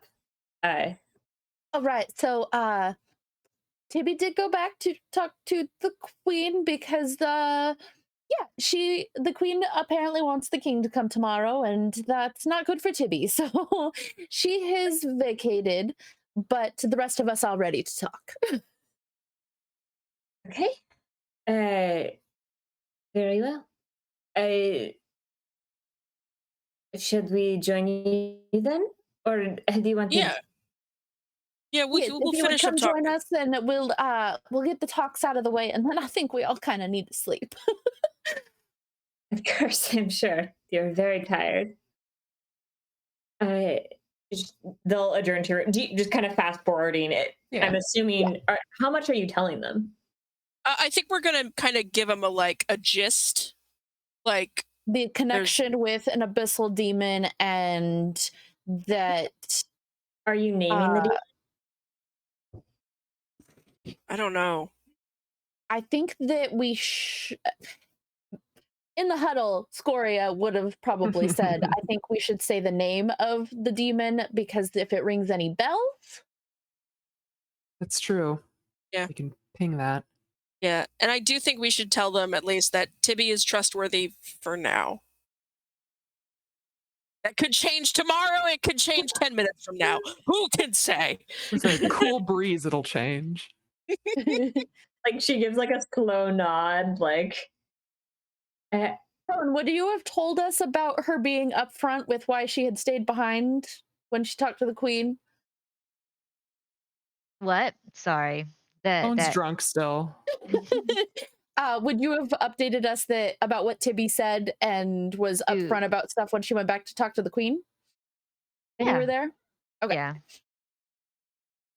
Yeah. So yeah, I think that we'd also tell them about the trees going goopy and being moved, and that we know that it has to do with that and the spores that we encountered. Yeah, it seemed that she didn't even know that the trees were moved, and it just seemed that like the whole event, there's like unorganized coordination, and it seemed that somebody had like interfered with that, and also And has a undermined hand. the queen's orders. Yeah, and just you know just did things that could have just left everything in the scene, but didn't. Just cleaned up all of the evidence, basically. Lenore, would there be any way to, I don't know if you just know this or if we need to dig deeper, like a work order or something, but would we know who brought those trees in for the event? I believe it would have been a third-party company contracted by the Queen, or whoever the Queen sent to do this. There's probably a couple people in charge of organizing parties on her orders, and they would have a list of places who would either present themselves or they would already know. Could probably find somebody tomorrow who is available who could give you that information. That could be helpful, because if there are any ties to anybody that we could just casually chat with, it might give us a little bit more information. Absolutely, yes. But yes, so that is what we know. The demon is named Hasane, and yeah, a lot has happened. And I think that we all should rest. I know you offered to let us stay. I'm not sure where you want us to post up, but Where would with you like? Fig being a betrayal, we definitely don't want to go back to where we were. Yes, well, you're welcome to stay in my room and Teresa's rooms. Gloria's gonna kind of look and see that Beetlebug is asleep and be like, I will stay here. Is there like a couch I could just crash on? I don't necessarily need to, Yeah, you know. I don't need to take up space. She says, yes, we do not have beds for everybody. You may Yeah, have on the couch. yeah. I'll take a couch along with Yeah. Juliet. Yeah. Very well. Anything else? I guess. I mean, this is not worth what we got paid for. Lenore just kind of like looks sidelong at Brosco. Perhaps you could take the sleeping beetlebug with you. The couch? And Oh yeah, Teresa, no, yeah. I'll pick her up and kind of put her at like the foot of the couch, and then I'll take like I'll do that like half on the couch, half legs off thing. Lenore was indicating that you go to the couch in Farisa's room, but if you want to set up in Lenore's room, that's completely fine. Oh, I'll go to Farisa's room. Sure. Is this Yeah. like a sleight of hand check to carry a sleeping Beetlebug to the next room? She's getting me to get Beetlebug out of the room. And the fact that she's like 84 years old and everything she's been through, and that it's like 4 a.m., I would say it's not that difficult to pick her up without waking up and just gently carry her. At one point, her eyes open, but then you realize she's still asleep. And she just sort of stares blankly ahead as you. I just close those, put her down. I'll just do my little kind of half on the couch thing and just. Farisa's room is similar to Lenore's in layout, but it's a lot more utilitarian. It has like much more neutral accents. It's clear she hasn't put like as much extra stuff on it. It's a little more minimalist. Gloria, after you were alone, Lenore sort of like leads you back to the other room. Do you mind if I read your tea leaves? Oh, that would be amazing. Absolutely, yes. I must confess, when I was making brews for your companions, I was very interested to see how they would drink them. I mean, I do think they all left their cups here, so we could always peek. Right. Just let's be bad. She like comes over and sits at the sort of like window seat area. You guys had all had your tea, and sort of picks up. Who should we do first? Roscoe seems to have a lot of secrets about his background. Let's check his out. Does not tell you a secret? I mean, all of us have been a little close mouth about where we came from, but I can't get a read on him. Let's see. And she picks up his cup and studies it for a very long time, kind of like squinting her eyes and pulling it back, hitting it against the light. And at first you get the sense that like it looks almost like she needs glasses and she's not looking at it quite right. But then she like falls into a little bit of a pattern, goes almost inhumanly still. And you see that she's fallen into some sort of a trance. She'll just sort of say slowly, like pointing to a couple different points in the cup. The black spade. Arrows. Something pursues him. And he fears it.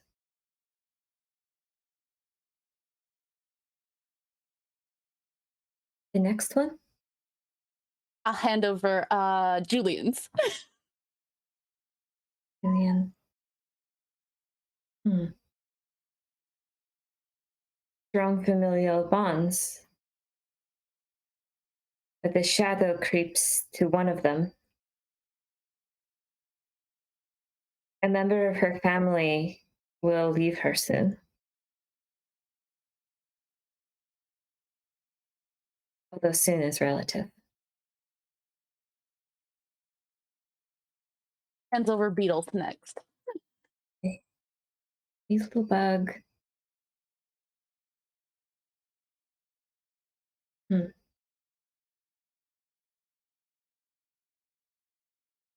Is Beetle charmed? I mean, there is some odd stuff in her background, I will admit. Honestly think she might be born of a god? Whatever her parentage, I think she is under some sort of enchantment. It's just what old people like. Okay, good to know. Hands over Honne's tea.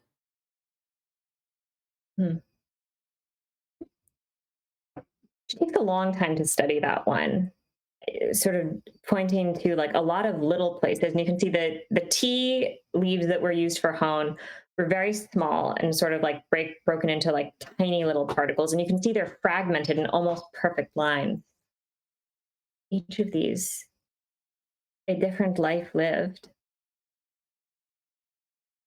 Perhaps he has been aware of many identities. It's hard to say.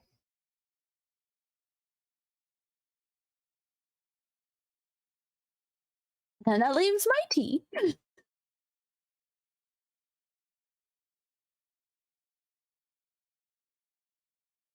He looks at it for a long moment before looking back at you. And then she shrugs and sort of places the tea back down. It's hard to tell.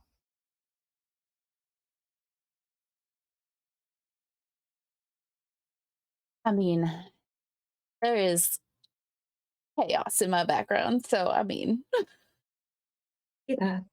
What's your passive insight score, yeah? 15.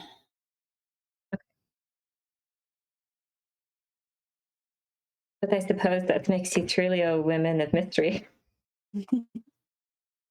I mean, one can say. And Scoria scoots a little bit closer to her.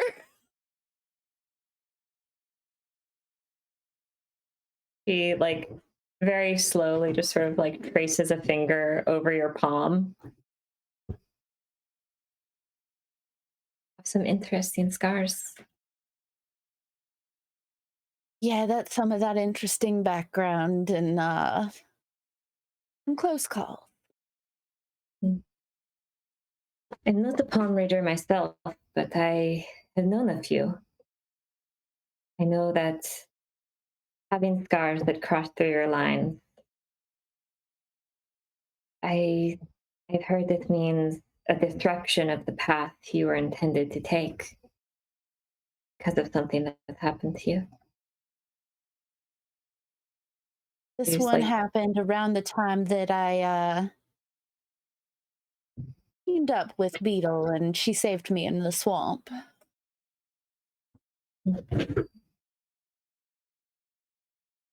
you ever meet my mother, you will have to ask her. She is a prolific palm reader.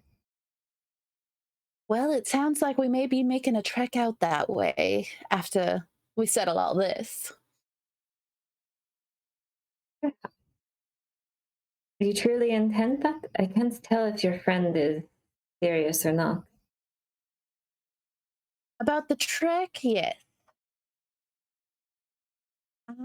Honestly, there's still a lot about Beetle that I don't even really understand. And maybe that's part of that enchantment that you sensed in her tea. Perhaps. They're definitely an intriguing group. One I would like to know better.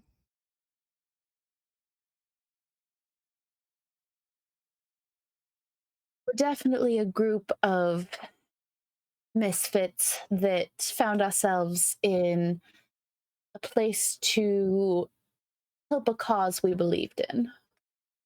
Sorry, it's not the cause I want to talk about. She Oh, well, leans indeed. forward ever so slightly. Scoria leans up and kisses her. Honne, Julianne, Brosco, was there any conversation you wanted to have before you went to sleep? I would want to be very quiet as to not wake Beetlebug. Because, we're a team. We're doing each other solids. We really have to make this work. Yeah. Yeah, I don't think Brasco has anything to say other than just kind of, he's gonna put an arm over his eyes as he leans his head back and just be like, oh, I'm trying not to listen to anything. As you sleep, Honne, you drift into your usual trance, but once again, you get the familiar sense that it's being sort of directed elsewhere, almost hijacked. And again, you see swaths of like buildings, trees, zooming pathways, the same room with the same runes or symbols inscribed on them over and over and over. Whereas before, this trance has happened once or twice and then left you to your normal rest. It happens over and over and over and over again. Not the entire rest, but maybe 5 or 6 times throughout your trance as you sleep. At this point, you've been in the area long enough that you recognize a few of these like snippets of information that you're seeing as places in the Fenderan Palace. Okay. Okay. The rest of the night passes uneventfully. You wake. I would say, Gloria. I'm assuming we'll just cut to black unless you Yeah, that's prefer. Okay. Midway through the night, there's like the turning of a knob, and you hear an "Oh my god" from Tibby, and then she slams the door shut. The rest of you wake the following morning to see her sleeping in the corridor outside. Oh, no! oh, poor Tibby. Right. She just sort of like startles awake, of looking up at all of you as you sort of groggily begin to make your way outside. Oh, I wasn't sure what room everyone else had gone to. We're sorry. Okay, maybe leave a note next time. Please keep it down. I have a raging headache right now. Oh. I mean, was it worth it? It sounds like you had a lot of fun But with the queen, dancing and, common interests, all that.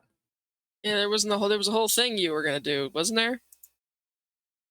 You were telling me how you were going to perform Bridimus Spheres for the king? Spears. okay. Well, I love Britney Spears. But what? You might need to have a conversation with the queen at some point about this. Apparently, you have a body double? Yeah, If you're lucky, she double won't back remember on- either, on but that. she seems to take her alcohol a little better than you do. About that? So the king is coming today. Oh, He confirmed when she messaged him. She was unavailable, but Emma told me, and I don't think there's anything I can do about it. So I need to get things ready, and I need to secure our estate so he can stay there. So I'm going to get some guards and go over there. If you would like to come with me, you are welcome to. Yeah. okay. Do I need to start practicing? Yes. We're gonna double back to that, Honne. Yeah, maybe. Did you see Fig at all last night, Tibby? Well, no, I mean, you said she attacked you. I wasn't going to go back there. Oh no, okay, sorry. I just didn't know if you. I know you. I just checking up. I don't know. I slept in the corridor because no one told me that the room was being used. Brasco's gonna very awkwardly, as a man who's not used to giving affection, put a hand on her back, her back, and just pat her back. Like stiffens for a moment, then slowly relaxes. Did Beetle wake up? I just see it either. Beetle is like sleeping in, and unless you want to wake her up, you can let her have a bit of a lie-in. Delay as long as possible. He doesn't need to know. I would actually love to to speak to Lenore before we head out, if possible. Okay. You can. I mean, I don't want to. I don't know. I don't know if she's just like hanging out with us at the moment, or I'm assuming Scoria slipped out unless you wanted to wake her up and like inform her of everything you were doing that day. uh, As far as I knew, they were the only ones that went out in the hall. Okay, so Scoria and Lenore are still in the other room. all right. I'll do a little knock knock. Lenore is Brasco. sort of like, oh, your friend is here. I'll roll over and give her a kiss on the tip of her nose and find my clothes. She just like kind of watches you get dressed. Oh, these are. I'm glad we're going back to the estate today. I need new clothes. I think you look good. But thank you. Blows a kiss and walks out and like peeks around the door and makes sure Beetle's not close by and like, all right. So are we covering this with Beetle? She is still asleep, as far as I know. All right. I'm not gonna like. I'm sure she'll find out eventually, but I'm not gonna like look in really, but I'm gonna be like, "Excuse me, Lenore. Uh, Don't worry, yeah? you don't need to get up." At some point today, Yeah, it's okay. He kind of like grabs a robe and hurries to the door. I'm sorry, I thought you just wanted your friend. well, yeah, but I wanted to ask you. I saw a symbol on your pillow. Not this pillow, but out in the sitting room. I was wondering if you may be able to. The king is coming today. Knowing the things that are going on, I was wondering if maybe we can make an arrangement to maybe do some additional security for the king's rooms at the estate. Ah, I see. And she's going to sort of, you see her make the gesture for number 3 and me. And then, okay, 26. And I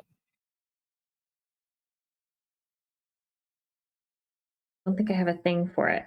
But she's going to give the type of work that she does, and that type of work will be information, not protection. Oh, okay. All right. In that case, he will give a little nod and say, "No worries. I have another person I might be able to ask." I appreciate the assist, though. Of course. All right. Have a good You as well. one.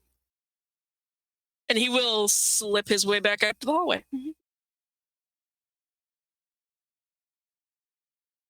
The rest of you guys make your way. I'm assuming Tibby will round up like several guards and sort of like with maybe 7 or 8 people sort of in front of you, you guys can make your way back to the estate. As you move forwards, you can see from a distance that the estate looks fine. Doesn't look like anything's happened to it. Upon entering, it also looks fine. Everybody sort of spreads out, the guard sort of looking this way and that. As they move through, you see that when they get to the top, the area does begin to look disturbed. Big and Vishmish's room is empty, and it is also like their stuff is gone. It looks as if it's been packed. Going through Tibby's room is untouched because there's a dagger jammed in the door, so she cannot get in. If I'll work on that. Okay. With your thieves' tools expertise, I would say you're able to get it out without completely destroying the door. Going in, you can see that a number of her things seem to be like misplaced, but this is all stuff that you went through, Brosco. So I'm not sure how much you want to take accountability for, or how much you want to blame on Big. I mean, I'll let her know that, like, look, I looked through your desk but I put everything back the way it was. Oh, you're Anything, right. I'm so sorry. I forgot you had purposefully done that. Okay, so I would say then her room looks fine as well. okay, but nothing, like, it doesn't look necessarily like Fig did anything? Was I cutting It out? doesn't look like it. It looks like, I mean, the stuff in the cauldron seems to be gone, but it doesn't look like anything was displaced or like rummaged. Um, and as like Tibby looks through it, she like is looking around, kind of like examining everything. And she will look up at you, Brosco, and just say, "The spores are gone." Yeah, Fig ran in here last night after, I I mean, do know for a fact that we can get some more in the grotto greenhouse. that's a good point. And I've been in there before, and it doesn't harm me the way it does others. So I would go and get some. Yeah, But I but have a feeling that if Fig knows the combination of the two, I feel like that's bad. she ran in here and we almost died in the first thing she threw at us. So I tried to lock her in, hoping it would give us some time to escape. That's why I with the dagger. But it looks like she did take your project goo thing. We wanted to see that. Yeah. Okay, that's fine. I will just write down what it is. It's fine. It's the same thing, basically, just without any proof. Tibby, Maybe- if we do grab a couple of the gods, we can at least go check out the grotto greenhouse, make sure nothing's been disturbed there, and get some of the spores. And then I'm sure if we can find some of the tree goo, actually, I'm pretty sure I have some on my dress. There might be some. Actually, yeah. Or does any of us have any detritus on us? Because we slept like. I was underneath the falling leaves. Yeah, make an investigation check. All right. We all try to do that. Sure. I will look at Brasco and be like, is this? And I'll give the help action to Brasco to look at my dress. Okay, I'll do that then. Because my investigation is a -1. Okay. Oh, fuck yeah! I had a 16 and a natural 20 for a total of 27. Together, you guys are able to scrape bits of goo off and collect it in like a small, I guess, like cauldron-shaped mug that Tibby has found in the kitchen. I love that. Okay. Okay, great. It's not enough to really make anything out of, but we could probably use it to at least show her. And then if you can collect spores. I have to go and speak with her about something. Was anything Well, else? I in can that? go to the grotto. I'll grab some of the gods just in case Pig has been there and She'll give you like collect some 3 or spores. 4 piles. Okay, yeah, you can go do that. Was anything else in the house disturbed? As far as we know, no. I can do it. Can Brasco do a quick like go through of the house? Yeah, sure. Do an investigation check. 22? Okay. Moving through, you find that a couple of things are disturbed in various rooms. For the most parts, it looks like the tops of your packs were opened, and not put back. So it looks like this person was not trying to hide something. When you get to your room, Brosco, there is a note stuffed into your bag, next to or sort of wrapped around your disguised like tusk grooming kit. Oh, is that the thing? Yes. Bye. All right. I'll take that as I open it. I'll let everybody else know. Yeah, our stuff's had been gone through. Right. It doesn't look like it was rummaged through. You get the sense that they were going through the top layer to figure out what room was yours. Oh, okay. Ooh, ah. All right, then in that case, I'll take a look at it. Ooh, so exciting! Oh fuck! hits. Do you have to decipher? No, I've also been given an item. Oh. It's just a lot of things that I realized last 2 weeks ago, but I thought to myself, that's not going to be a problem. And so I'll come out and I've got the letter I've got the letter in my hand, and I'm kind of going, well, somebody went through my stuff, but I don't think it's a bad thing, actually.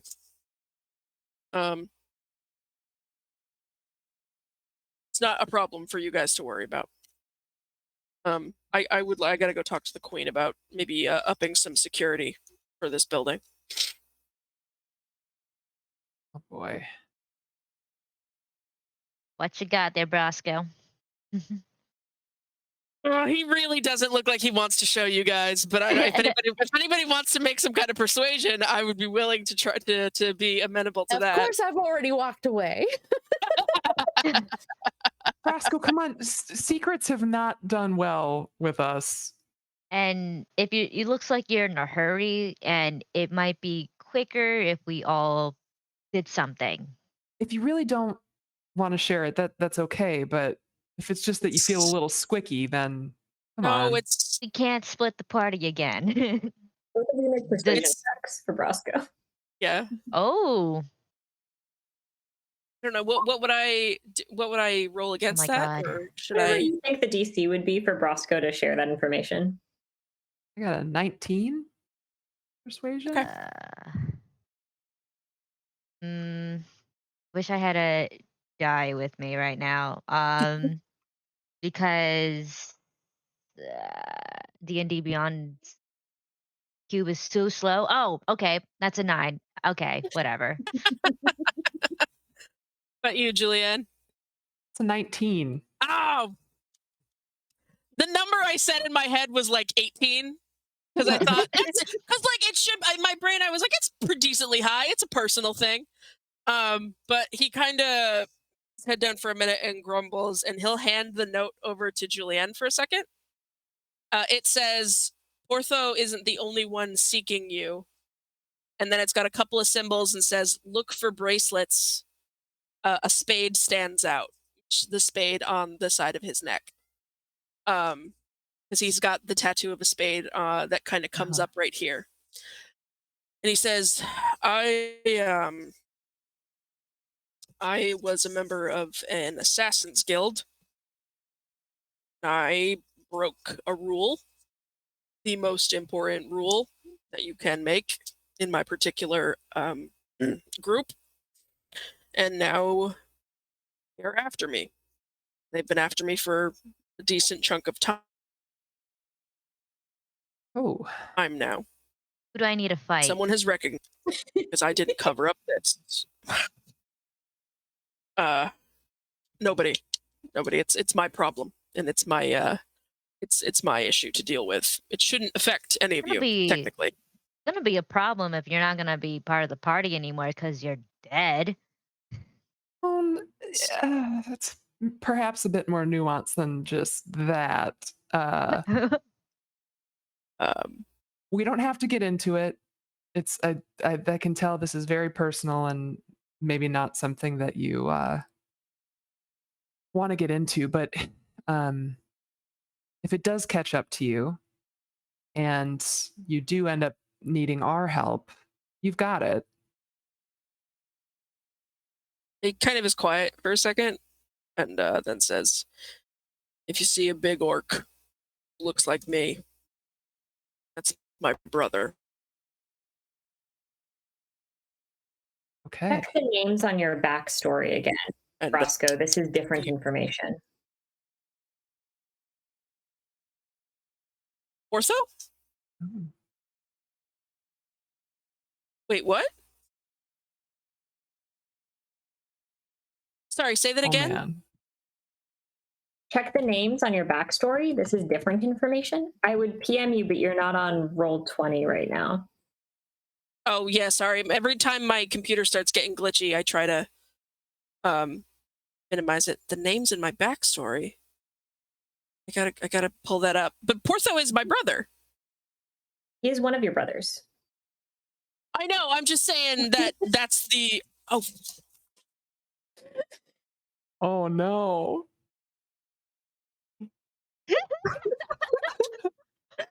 listen, Esco is.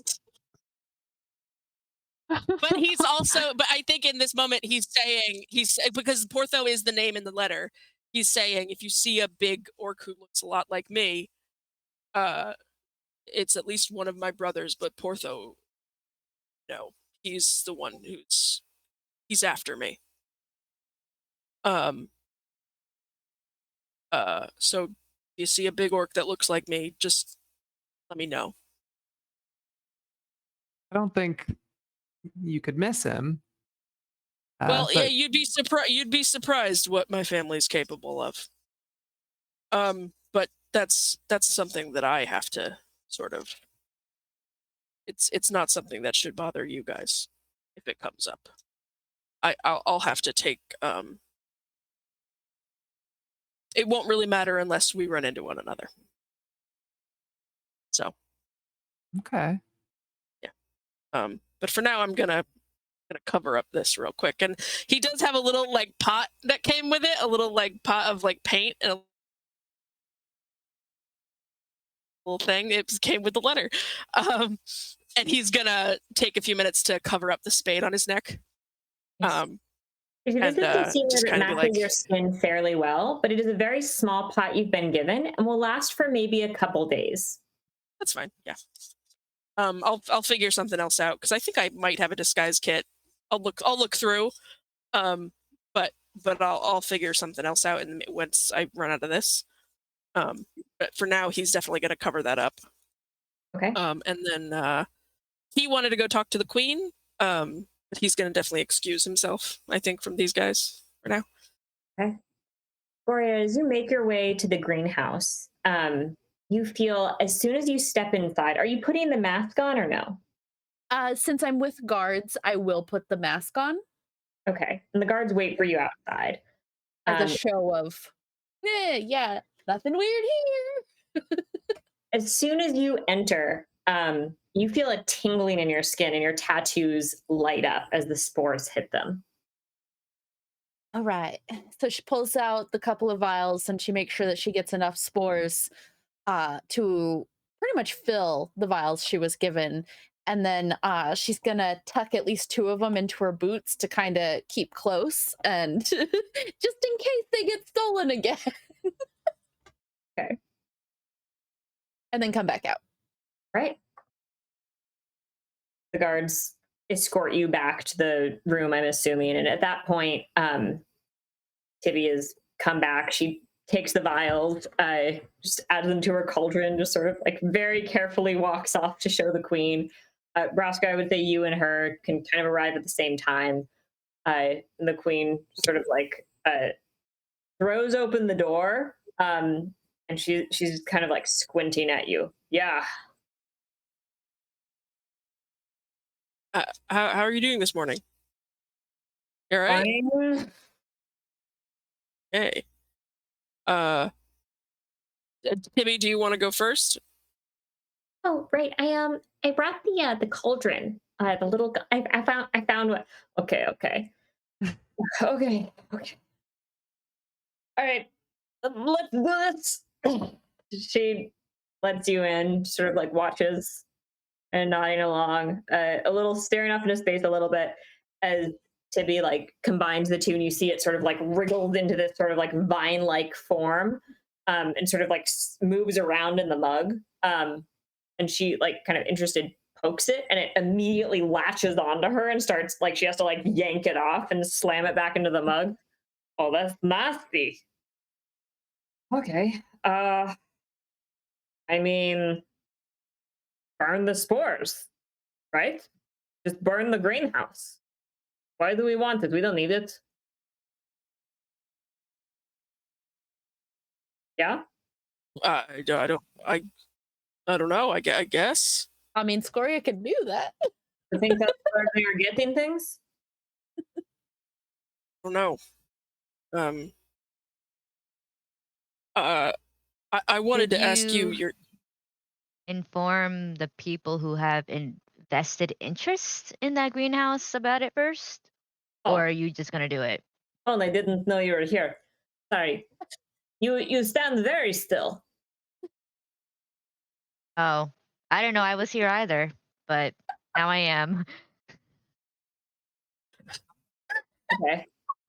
You are a very cerebral, loose person. Okay. I like it. Will be great for performance. I've talked to Oh, many people. We are building stage. It will be beautiful. Oh, so Very you large do rug. remember that. Yes, in middle room, large rug, 6 performers, 6-string quartet, some viola extra in there to give it a funk. It will be beautiful. We have acrobats. You said you can perform some stunts. We will see the stunts. We will see the magic. Will be amazing. We have a snake person coming in from 2 towns over. The snake will not bite. Its fangs are removed. Uh, this honestly sounds amazing. Beautiful. I will let Like, them know you are on board. uh, Okay, so we have Ivine thing. You think we should? I guess we should ask gardeners or all the politicians. Emmett just sort of like calls in from the side of the room where she's been watching. She's like, "Mr. Lannon and Lenore have a vested interest in the greenery, ma'am." Right. Okay. Well, we have to talk to them, I guess. Okay. Well, we shall see. We shall see. Maybe go ask them. I'm not leaving you. And we'll go send somebody else. They'll snap at the guard. Yeah, you can go ask. Okay, and the guard sort of nods, and Emmett just sort of like elbows her. You need to stop dismissing everyone we assigned to you. Yeah, but there's not just. Okay, so what did you come to talk about? Sort of looking at Brosco again. Yes, I wanted to ask you. We've lost some of our servants in our What do estate you in the mean last day or so. you lost them? No, they've just left. It's been a little bit tricky. Regardless, I was wondering if you'd be willing to offer some additional protection for the king, for the estate itself, if possible. And I'd like to make the symbol for number 3. Um, and I don't know if there's one for I want to do 26 as well, but more like I'm willing to pay. Okay. So probably number 1, I guess. Oh yeah, sorry, yeah. So number 1 and 3, then I guess. Hmm. Okay. I can send guards. You could also talk to the gardeners for your special hobby. Oh, are they yours? Some of them. Okay. Uh, appreciate that. I just wanted to um just doubling Yeah. Okay. up, you know. Um, You're thank you, welcome. Your Majesty. I also wanted to ask, about Okay. Hey, Jesus fucking. Okay. I So wanted you're to ask Hmm. about the guards that you sent about the cleanup after the party. Did they ever come back and tell you like where the trees went or who coordinated or tampered with our coordination? Yeah. Apparently, company who installed trees come say that uh, they will clean up. They will cover costs of mess or something. I asked. Company is newer, but for trees, they say they can provide many trees, many foliage. Have them being investigated. I think I will arrest them. You want to talk That's later? You can talk to them later. They will be in prison. the company. Yeah, Oh, okay. Um, that's good to know. can't be that Uh, many people, right? How many people are in the company? um, it depends, but assuming that they move that many trees over, probably many. Well, we have many cells. That's good. Looks like I'll be visiting a lot of cells. Right, you can talk to them. Thank you for doing that. You are very helpful. You perform, you interrogate. You are a good politician. Um, I yeah, I didn't think I would be too. Um, Now about the performance, I know I did a wonderful job last night. Yeah, and Uh, it needs to happen in maybe like 6 hours. So if you need help, I have some people you can talk to. But since the king is coming today, we need to move up timeline. oh, okay. It's okay. Somebody will do your hair. Okay. I guess give me an itinerary and I'll see what I'll be there. Smith like takes a sheaf of papers from like the crook of her arm and wordlessly hands you like an itinerary that has like the name and room number of all the people you need to go see for like hair, makeup, costume, performance, Thank- choreography. So it looks like I should start preparing Like real 30 minutes ago, I think. y- yeah. You'll That sleep in. okay. I guess I'm just gonna go and prepare that now. I look forward to seeing. And she claps you on the back. All right. Tibby just sort of like cleaning up. Okay. Did you I can leave this here with you? Do you want yeah, okay, leave it. We'll have someone look at it. Uh okay, I'm gonna go prepare for the king's arrival. And she's gonna bustle out of there as fast as she possibly can. So during that afternoon, she'll try and find all of you and sort of coordinate you to come together. She spends most of the day trying to put some last minute wards on the king's rooms, sort of bringing you all around in a huddle. Okay, so just letting you know, I fully expect all of you to bodyguard the king as soon as he's here. So please do not leave his side. Do not split your party, as you like to say. I would really appreciate it because I'm worried about him being assassinated. And if some sort of demon is going around, I think destroying one of the monarchs is going to be a really good way to negate that treaty. So that's Does he have other people taking the teleport with him in case he also gets shunted? From what Emmett told me, he is going to be taking 2 servants, which I don't think is enough. But of course, I'm not there to tell him to bring other people, so he's probably not going to. Very trusting. Cool. Hmm. Okay. So that's why I need everybody here to. Hi. Okay.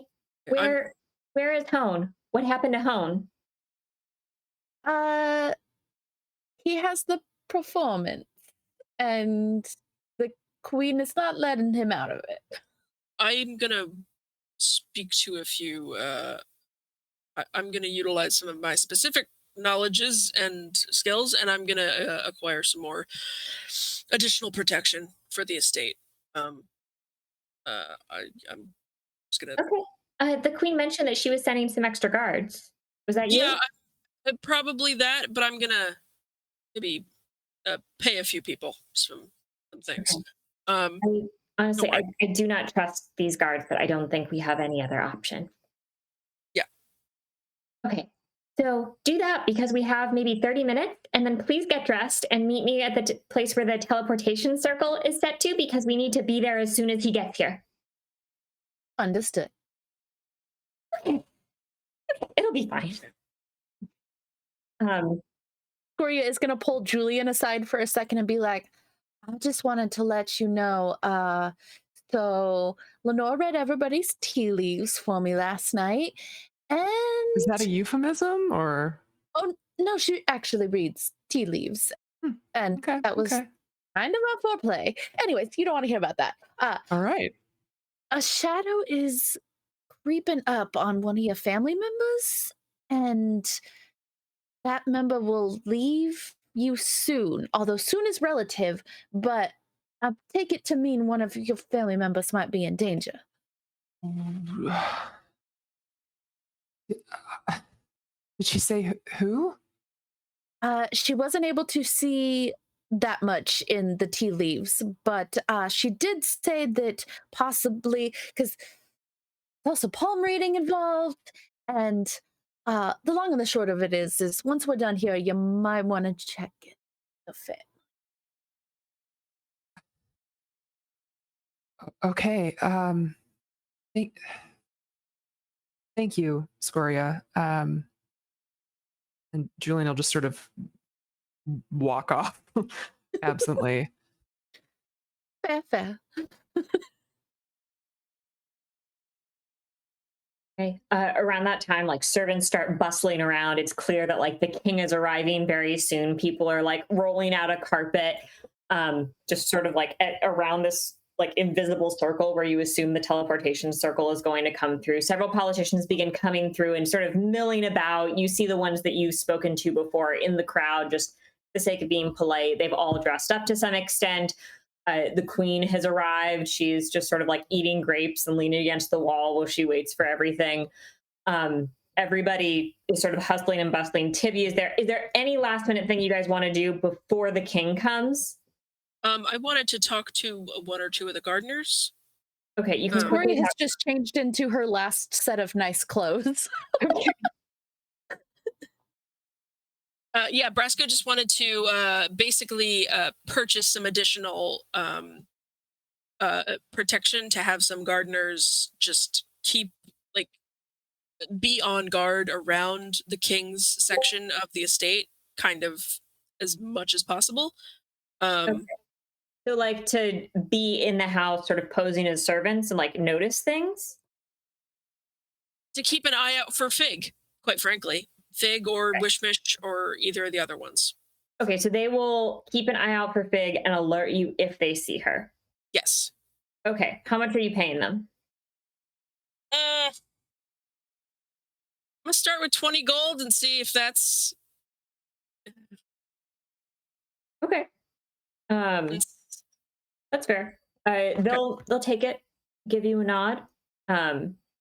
They'll make the sign for double check. 40 number 44. Okay. 4 times. all right. Gotcha. That's great. Perfect. No problem. Okay. So I just want, just to get some additional, more extra eyes that'll be keeping an eye out. And I'll rejoin the group after. I'll do a little bit of make sure the neck's covered, make sure I look not shitty, and then join the group. Okay. They are under your employ for that amount of time, just for looking out for Fig and coming to find you if they see her. Their names are Baroon and Lithian, and they are both masquerading as gardeners. Rune and Lithian. Hmm. Gotcha.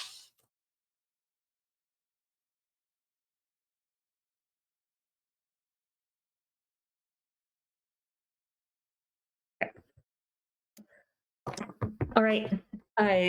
As everybody prepares, the circle begins to glow. Everybody else moving around. Tibby just sort of like gesturing for everybody to sort of like in your group to circle around and just sort of be ready. There is like a blinding glow of light, and we are going to pick up there next week. Nice job, everyone. Oh boy. Much to everybody for watching. I am your DM, Maria Oglesby. You can find me everywhere, TikTok, Instagram, Twitter, Society6, Redbubble, Spoonflower, everywhere at Maria Oglesby Art. Chris, do you have anything else going on that you'd like to plug? Hi, I'm Chris, and I have been Scoria, getting it on tonight. You can mostly catch me here in pretty much all of our shows, and then on Saturday nights with Exquisite Corpse Presents. All right, Kristen.